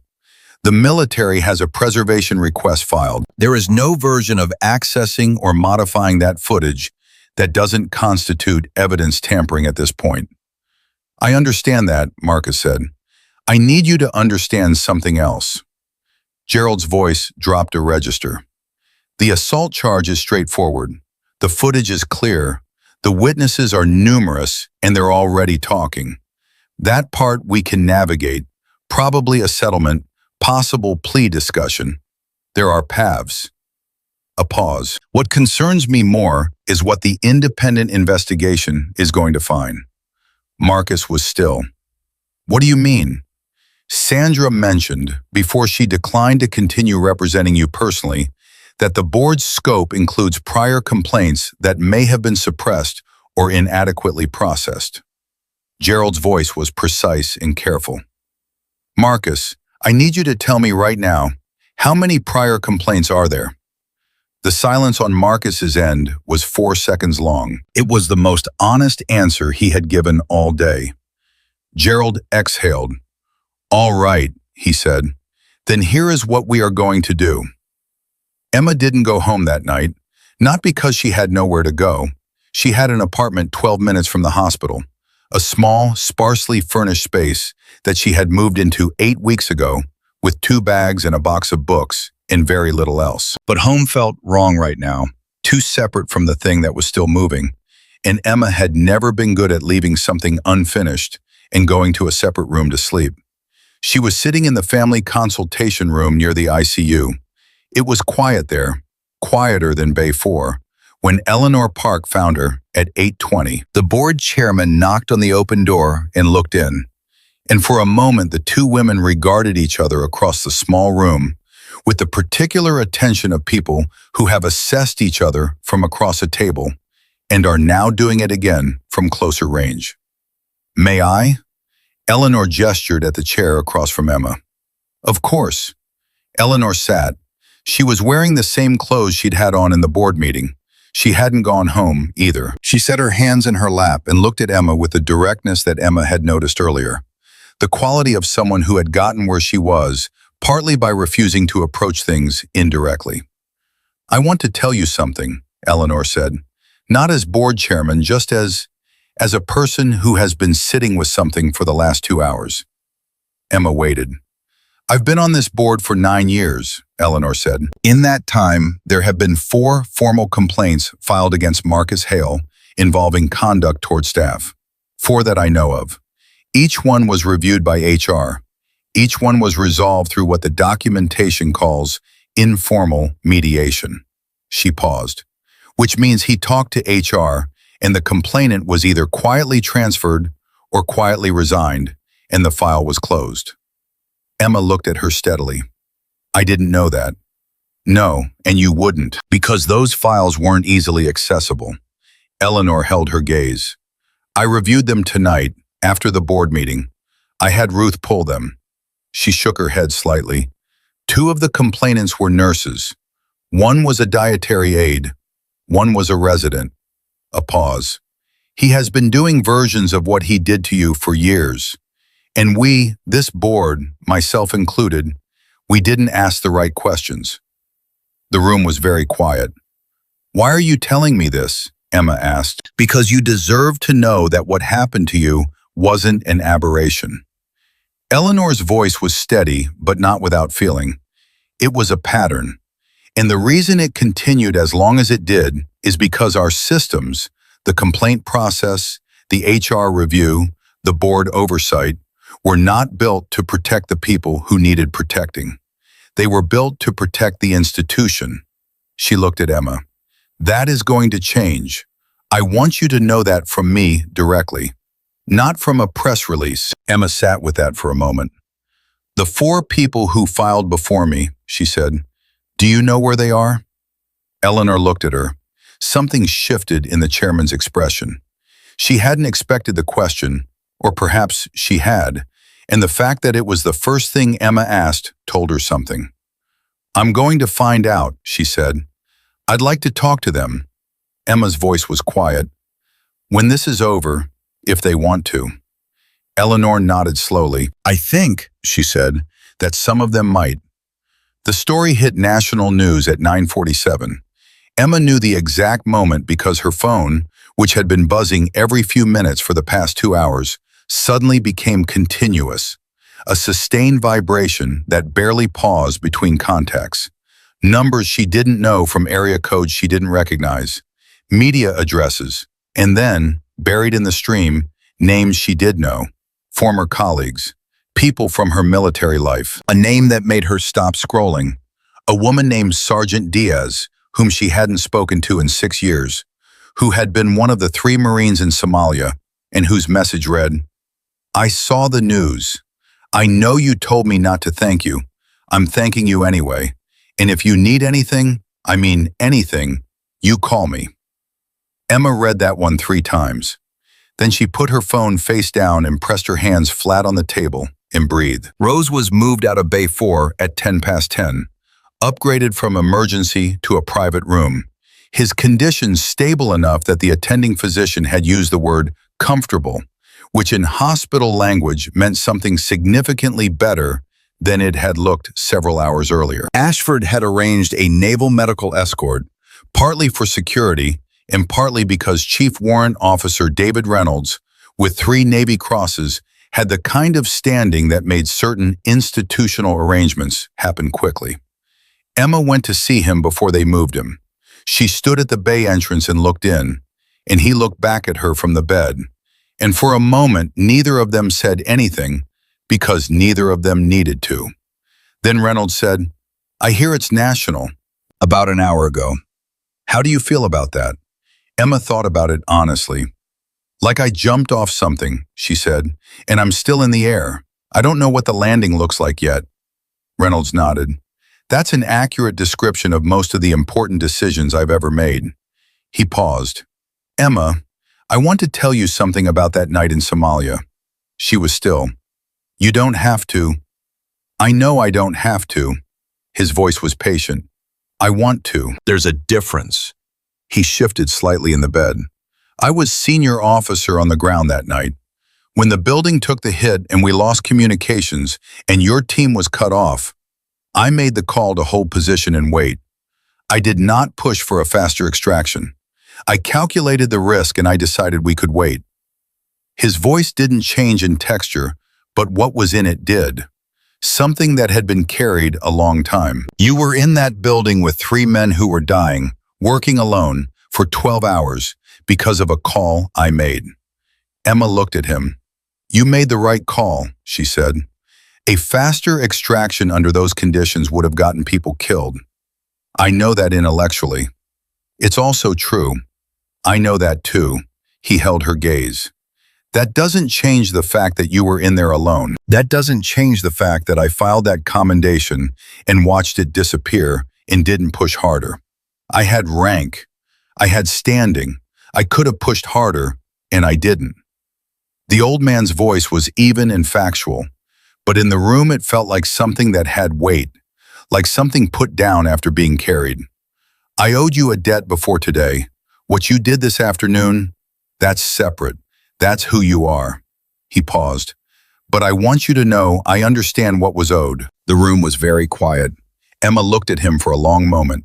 The lean, weathered face, the pale blue eyes, the man who had sent for a helicopter and set the whole day in motion with a borrowed phone and a name he'd remembered for 11 years. You sent for Ashford, she said. Yes. That's enough. She meant it completely. That's more than enough. Something settled in Reynolds's face. Not resolution exactly. Wounds like that don't resolve in a single conversation, but the beginning of something lighter. The transport team came in then, and Emma stepped back, and Reynolds reached out and gripped her wrist once, briefly, with a strength that surprised her, and then let go. And she stood in the corridor and watched them wheel him out, and felt the specific texture of the day settling around her. Not over, not finished, but shifted into something she could carry differently than she had this morning. It was 11:32 when Marcus Hale's attorney issued a statement. Emma read it on her phone in the family consultation room.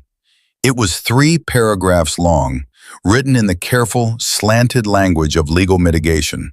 Phrases like, deeply regrets the incident, and recognizes that his response was disproportionate and is committed to cooperating fully with all relevant investigations. It did not contain the word assault.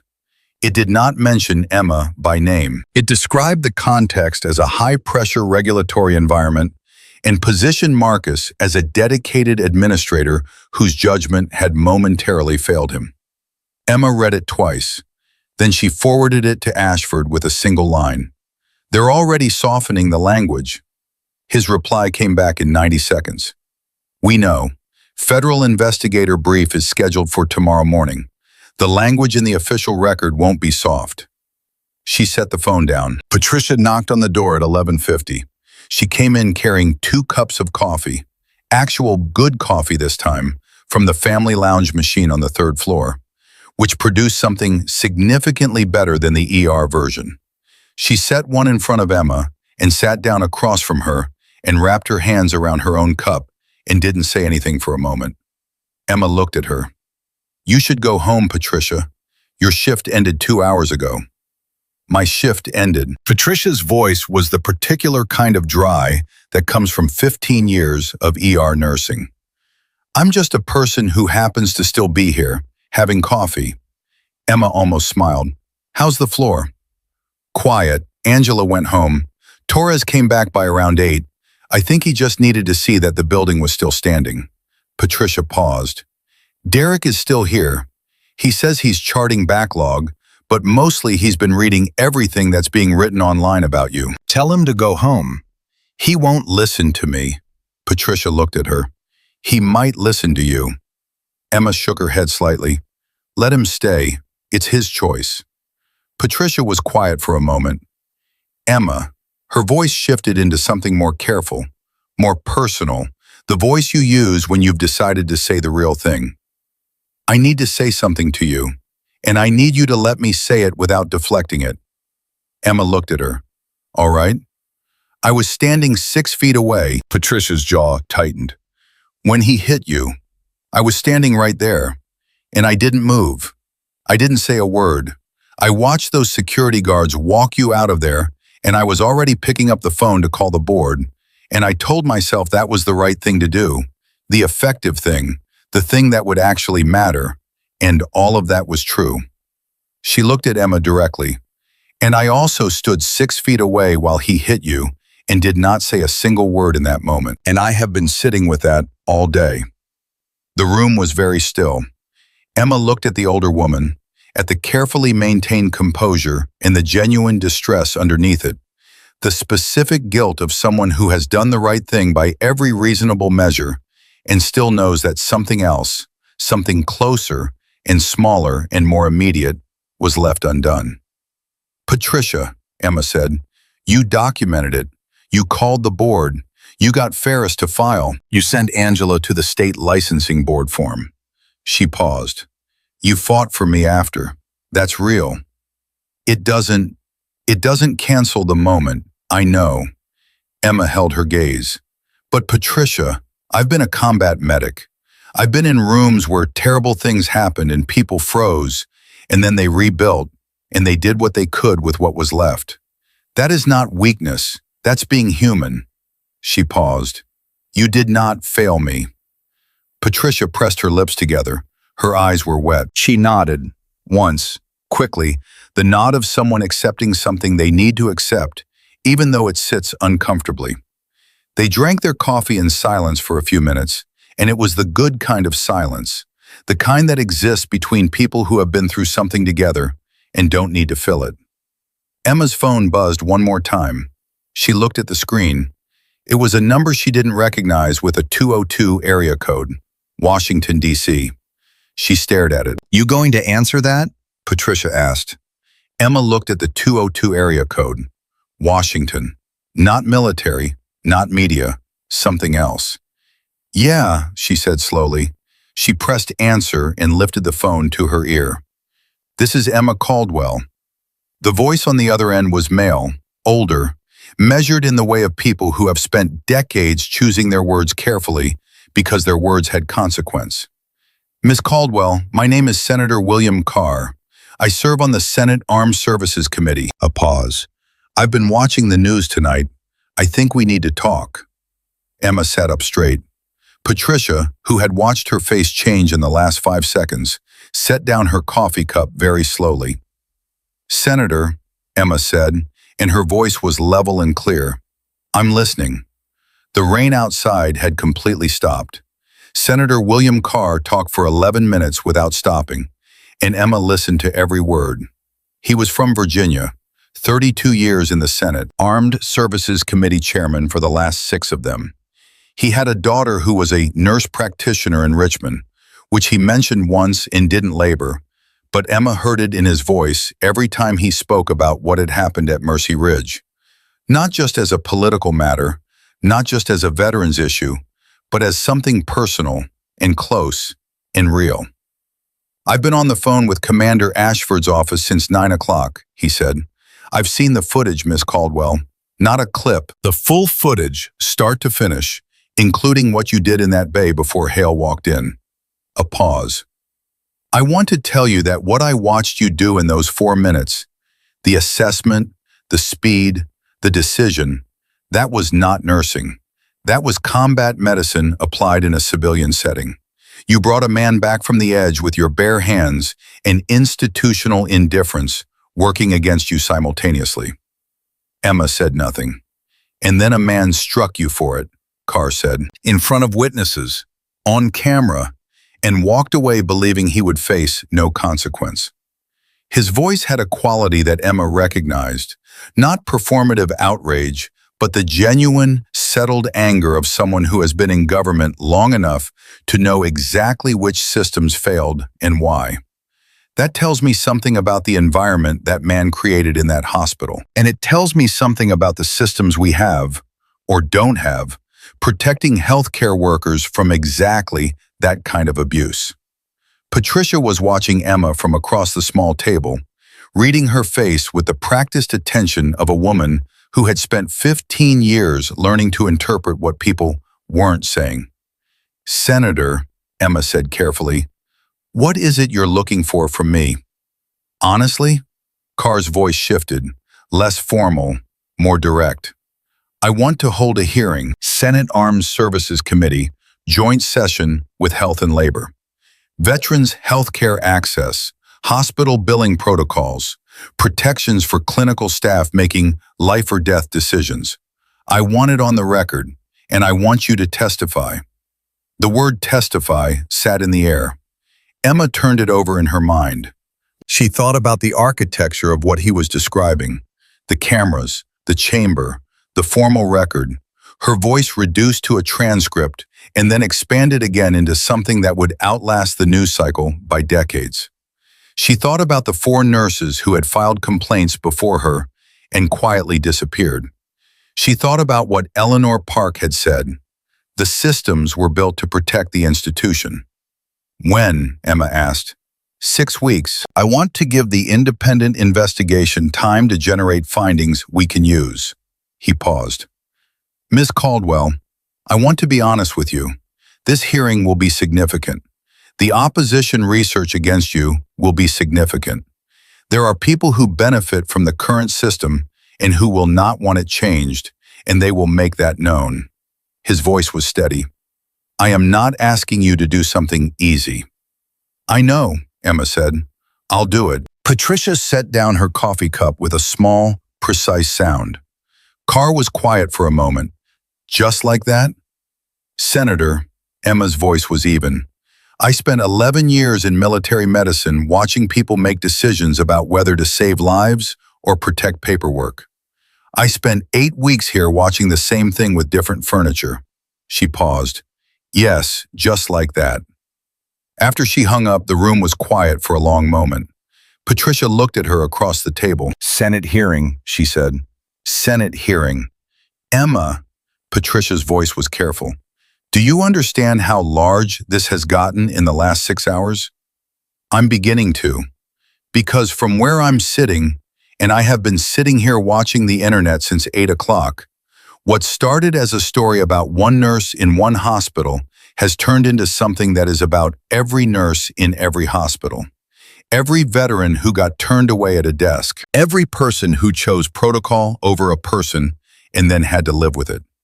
Patricia held her gaze. "You are not a local story anymore." Emma was quiet for a moment. Then, "I know. Does that scare you?" The honest answer took a second. "Yes," Emma said, "but the alternative scares me more." It was past midnight when she finally left the hospital. Ashford walked her to her car, not because she needed the escort, and they both knew it, but because it was the kind of thing you did for someone at the end of a day that had been this long and this difficult. And Ashford had always been better at the human gestures than people who only knew him by rank tended to expect. The parking lot was empty of news vans now. They had moved to a staging area down the block after the hospital had cited private property regulations. But Emma could see the cluster of lights down the street and knew they would be back at first light. The Black Hawk was gone. It had been moved to the Naval Air Station 2 hours ago, its job done, leaving behind only the faint indentation in the wet asphalt where it had sat, which would probably be gone by morning. Ashford stood beside her car while she unlocked it. "Reynolds is stable," he said. "They're talking about discharge in 3 to 4 days. He'll go to the Naval Medical Center for follow-up." "Good. He asked me to tell you something." Emma looked at him. "What?" He said, and I'm quoting directly, Tell her that the commendation is being formally reopened. I made some calls this afternoon from my hospital bed, and apparently that is still something I can do." Ashford paused. "He also said to tell you that he expects you to accept it this time without arguing." Emma looked at the asphalt. She pressed her lips together briefly. "Okay," she said, and her voice was steady, but only just. Ashford looked at her with the particular attention of someone who has known someone long enough to see the things they usually hide. "Get some sleep," he said. "Tomorrow is going to be loud." She got in the car. She sat for a moment with her hands on the wheel, the same position she'd been in 5 hours ago, when the world had been a different shape, and breathed once, slowly. Then she started the engine and drove home. The apartment was exactly as she'd left it 12 hours ago. 2 bags in the corner, a box of books she still hadn't fully unpacked, a coffee maker on the counter, and a half-empty mug she hadn't finished this morning before her shift, sitting where she'd left it, ordinary and unchanged, belonging to the version of this day that had existed before it became what it became. She sat on the edge of her bed and looked at her phone. The notifications had stopped surprising her. They arrived in a continuous, undifferentiated stream that she had stopped trying to parse individually. But she scrolled slowly now, with the quiet of her apartment around her, and she read some of what people were writing. Nurses from Texas and Florida and New York and Ohio. Veterans' families from places she'd never been. People who had their own versions of Marcus Hale. A supervisor, a hospital administrator, a department head, who had exercised power over them and faced no consequence, and whom they had quietly absorbed into the architecture of their working lives because that was the calculation. People who were writing in the specific language of people who have been waiting for something to say something, about the day they had stood in a room and not moved, and had been carrying that ever since. She read for 40 minutes without putting the phone down. Then she set it on the nightstand, lay back on top of the covers still dressed, and stared at the ceiling. She thought about a burned-out building in Somalia, the smell of it, the particular quality of silence between artillery hits, which was not silence at all, but the sound of 3 men breathing and her own hands moving, and the complete, focused narrowing of everything in the world to the next task, and the next, and the next, until morning came and the extraction team came with it, and she walked out into the light and did not know yet that the commendation would disappear or that the story would be filed and forgotten, because in that moment she was just a person who had done the job and was still standing. She thought about what Reynolds had said. "You came to Seattle to shrink." He was right. She knew he was right. She had come here trailing the weight of 11 years of other people's wars and other people's decisions, and the specific loneliness of being exceptional in ways that had cost her, and unremarkable in ways that protected her.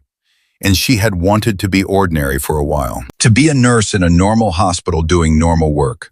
To rebuild herself from something smaller and quieter and less exposed. And instead she had walked into Bay 4 and done exactly what she had always done. And the world had noticed, and here she was. She was asleep within minutes, deeply, solidly, without dreaming. The morning was loud. Ashford had been right about that. By 6:45, Emma's phone had been ringing continuously for 90 minutes. By 7:30, there were 6 news vans outside Mercy Ridge Hospital. She knew because Patricia texted her a photograph with the caption, "They multiplied overnight." By 8 o'clock, 3 national morning programs had run segments. By 8:43, her name was trending nationally on 2 platforms simultaneously, which was information she received from Derek via text message delivered with exactly the wide-eyed energy she would have expected from him. She got up, made coffee, and called Ashford. "I need a media person," she said without preamble. "Someone who handles exactly this kind of situation. I'm not doing this alone." "Already arranged," Ashford said. "Her name is Christine Holt. She's worked with 3 senators and a former Secretary of Defense. She's expecting your call in 20 minutes. Emma paused. You arranged this before I asked. Reynolds suggested it at approximately 11 o'clock last night from his hospital room. That man ran operations from worse positions than a hospital bed, Ashford said. You know that. Emma almost laughed. Not quite, but almost. Fine, send me her number. Christine Holt called at exactly the 20-minute mark and talked fast and specifically, the way Emma respected. No flattery, no performance, just a clear assessment of the landscape and what it required. By the end of 22 minutes, they had a framework. One press statement today, one formal interview. Lauren Briggs got the exclusive, which Emma had already committed to, and nothing else until the Senate hearing was confirmed. The statement, Christine said, what do you want to say? Emma thought about it for a moment. She thought about everything she had said to Ashford and Reynolds and Eleanor Park and Patricia over the last 18 hours. And she thought about the people writing on their phones at midnight about the supervisor they had never spoken up to. And she thought about the 4 nurses who had filed and disappeared. Protocol matters, Emma said slowly, but not more than breathing. Christine was quiet for one beat. That's your statement, she said. We build everything else around that. At 10:15 that morning, Marcus Hale's attorney released a second statement. This one was longer and more carefully constructed than the midnight version, and it contained something the first one hadn't, the word assault, placed in a sentence that surrounded it with so much legal cushioning that it was almost invisible. But there. It also contained an acknowledgement of the 4 prior complaints, framed as evidence of an ongoing pattern of high-pressure leadership that had now been recognized as inappropriate, which was the kind of sentence that lawyers wrote when they were trying to get ahead of something they knew was about to come out anyway. Emma read it in her kitchen and forwarded it to Christine with one line. He's trying to control the prior complaints narrative. Christine called back in 4 minutes. I saw it. We don't respond. The investigation will speak for itself. Let his lawyers construct whatever architecture they want. The independent firm is going in with full board cooperation and federal preservation on all documents. There is no architecture that survives that. What about the 4 complainants? A pause. What about them? Eleanor Park told me she was going to find them. I want to know if any of them want to be part of this. Not for the media, for the hearing. If they want to speak, they deserve the chance. Christine was quiet for a moment. Emma, you understand that broadening the scope of this? I know what it does. Emma's voice was quiet and absolutely clear. Those 4 people made the same choice I made. They trusted a system that failed them and then buried them. If there's a hearing in front of the Armed Services Committee about how these systems work and who they fail, they should be in that room. She paused. If they want to be. Another pause from Christine. Then with a different quality in her voice, something that had shed its professional efficiency for just a second and showed something more human underneath. Okay, she said. I'll work with Eleanor's office. The formal press statement went out at noon. It was 4 sentences. Christine's team had refined Emma's words into something that was both precise and human, the way good communication is when it's working.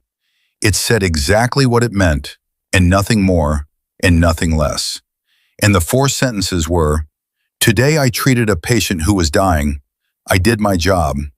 For that I was struck and fired. Protocol matters, but not more than breathing. Within 2 hours, those 4 sentences had been quoted, shared, printed, and broadcast more times than Emma could count. They appeared on the screens of phones in hospital break rooms in 43 states. They were read aloud by a morning anchor in New York who paused after the last line in a way that was not theatrical, just a person needing a moment. They were texted between nurses who had never met each other, and between veterans' families, and between people who had worked in systems that told them the paperwork mattered more, and who had believed it because they had no other choice. By 2 o'clock in the afternoon, the phrase, not more than breathing, had its own momentum. At 3:30, Emma went back to Mercy Ridge. Not because she was scheduled, not because she had been formally reinstated yet. The paperwork was in process. The official apology letter was being drafted. She went because Patricia had called and said, in a voice that was trying hard to be casual and not quite succeeding, "There are some people here who would like to see you. If you have time." She had time. The ER was different when she walked in. Not procedurally. The monitors still beeped, the gurneys still moved.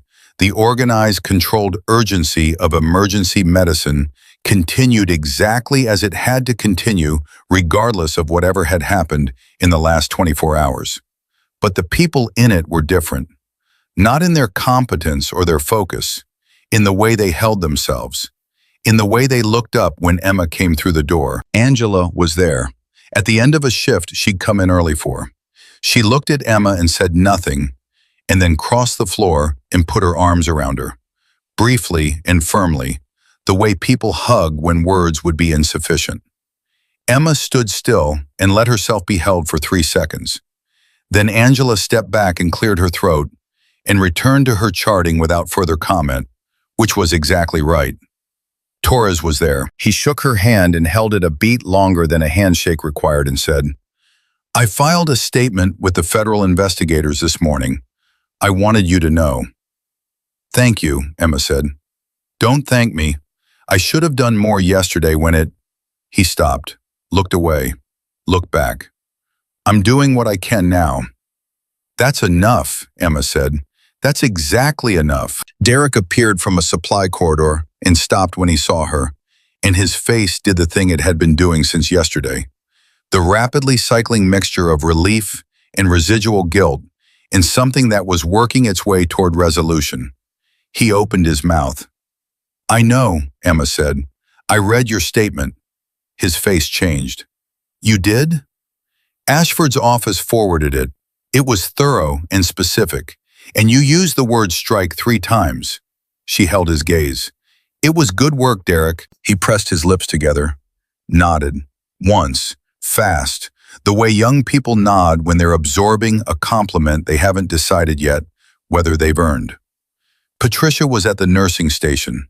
She watched Emma come in and watched her move through the floor and watched the faces of the staff as they reacted to her. And she looked like a woman who had made a very specific peace with the last 24 hours and was standing in it. When Emma reached the station, Patricia said, without looking up from her screen, "Your reinstatement paperwork clears at 5. Eleanor called personally to confirm." She paused. "Your locker still has your things in it. Nobody touched it." Emma put her hand on the counter. "Patricia." Patricia looked up. "Thank you," Emma said, "for all of it. From the beginning." Patricia looked at her for a moment with the expression of someone who has been carrying something that has now been properly acknowledged and can be set down. "You'd have done the same," she said finally. "That's the whole point." It was 4:58 when Eleanor Park arrived in person. She came through the main entrance carrying a document folder and moving with the purposeful energy of someone who had slept 4 hours and needed 12, but was not going to let that stop her. She found Emma at the nursing station, shook her hand with both of hers, and opened the folder on the counter. Inside was a letter, formal, on hospital letterhead, signed by every board member individually. Emma looked at the signatures, 8 of them, including Sandra Chen's, which had apparently been delivered to Eleanor's office by email at 7 that morning with a note that said, "I should have said more yesterday. This is what I can offer now." Emma read the letter. It acknowledged what had happened without euphemism. It used the word assault. It named her correctly, as a nurse, as a veteran, as a person who had done her job with skill and courage and had been treated with contempt for it. It apologized without qualification or conditions, and it committed, in specific and innumerable terms, to the policy reforms that had been discussed the previous evening. Emergency care authorization protocols rewritten, abuse reporting channels made external and anonymous, clinical staff empowerment measures codified into the hospital's formal governance documents. Emma read it to the end. Then she looked up at Eleanor. The 4 complainants, she said. Eleanor nodded. Ruth reached all 4 of them this morning. 3 of them want to speak with you. She paused. The 4th, a nurse named Karen who left in 2021, she said to tell you, thank you. She said she doesn't need to talk. She just needed to know someone finally made it real. Emma stood with that for a moment. Made it real. She thought about Karen, a woman she'd never met, who had filed a piece of paper into a system that had swallowed it whole, and who had then moved on and rebuilt herself somewhere else, and had spent 3 years living in the specific silence of someone who told the truth and was not believed.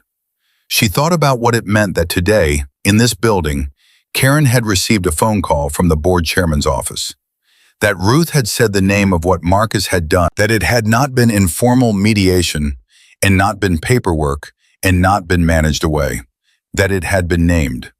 Tell her, Emma said quietly, that I hear her.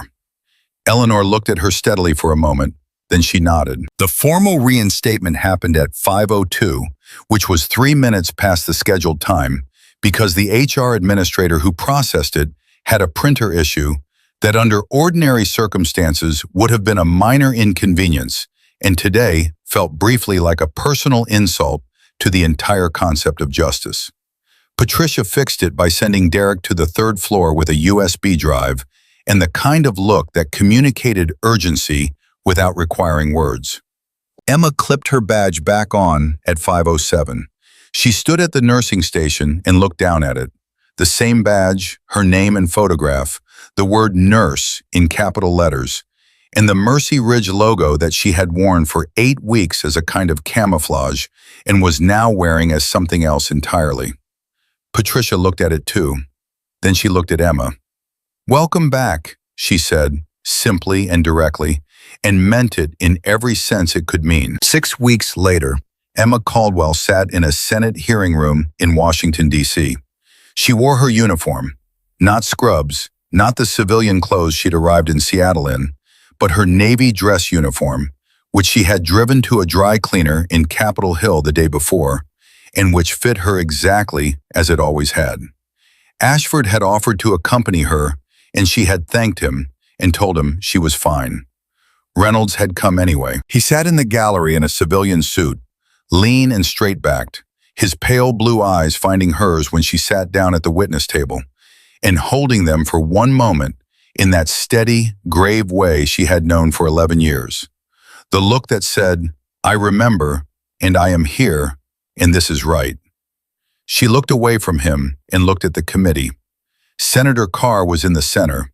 11 other senators flanked him on both sides.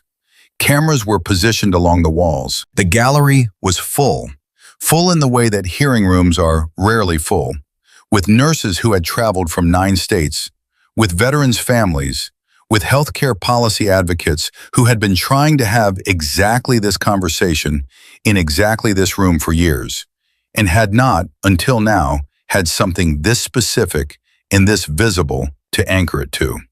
The 4 women who had filed complaints before Emma were in the gallery too. 3 of them. Karen had sent a written statement that would be read into the record by Senator Carr himself. Emma had read it the night before. Karen had written, I filed my complaint because I believed the system would work. When it didn't, I believed I had been wrong to trust it. I now understand that the system failed, not me. I want that said out loud, in a room that can make it matter. Emma had sat with that letter for a long time. Carr leaned forward to the microphone. Ms. Caldwell, he said, please state your name and background for the record. Emma pulled the microphone slightly closer. My name is Emma Caldwell, she said. I'm a registered nurse and a former Navy hospital corpsman, 2nd class. I served in Somalia, the Persian Gulf, and 2 domestic deployments. I received a combat commendation that was improperly shelved in 2014 and is currently under formal restoration. She paused, looking at the committee steadily. 6 weeks ago, I saved a man's life in an emergency room in Seattle. My hospital's CEO struck me and fired me for it. She took one breath. I'm here because that is not a story about one nurse and one CEO. It is a story about what happens when the systems designed to protect patients and protect the people who care for them are built instead to protect the institution. And I'm here because those systems need to change. The room was completely still. Carr nodded. "Miss Caldwell," he said, "please begin." And Emma Caldwell, the woman who had held 3 Marines alive through a 12-hour night in Somalia, who had sat in a parking lot in the rain and almost chosen to disappear, who had walked back through automatic doors with a bruise on her face and nothing in her hands except the knowledge of what she had done and the certainty that it was right, opened her mouth and spoke. Not for herself, not only for herself, for Karen, who had filed a piece of paper into silence, for Angela, who had filled out a form at a public desk and refused to be invisible, for Derek, who had been 26 years old and terrified and had done it anyway, for Patricia, who had made very careful notes with very careful handwriting and emailed them to 3 addresses, because sometimes the way you fight is with documentation and specificity and the refusal to let the record be anything other than true. For every person who had ever stood in a room where power hit back and who had survived it and who had not yet had a room large enough to say so. She spoke for 47 minutes without stopping, and when she finished, the room stayed silent for a moment that stretched long enough to mean something. Then it filled with sound. Emma Caldwell had walked into Mercy Ridge Hospital 8 weeks ago trying to be nobody. She walked out of that Senate hearing room as someone the country would not forget. Not because she had sought it, not because she had performed it, but because she had simply, in every moment that mattered, refused to pretend that breathing was less important than paperwork. That was the whole story, and that was enough.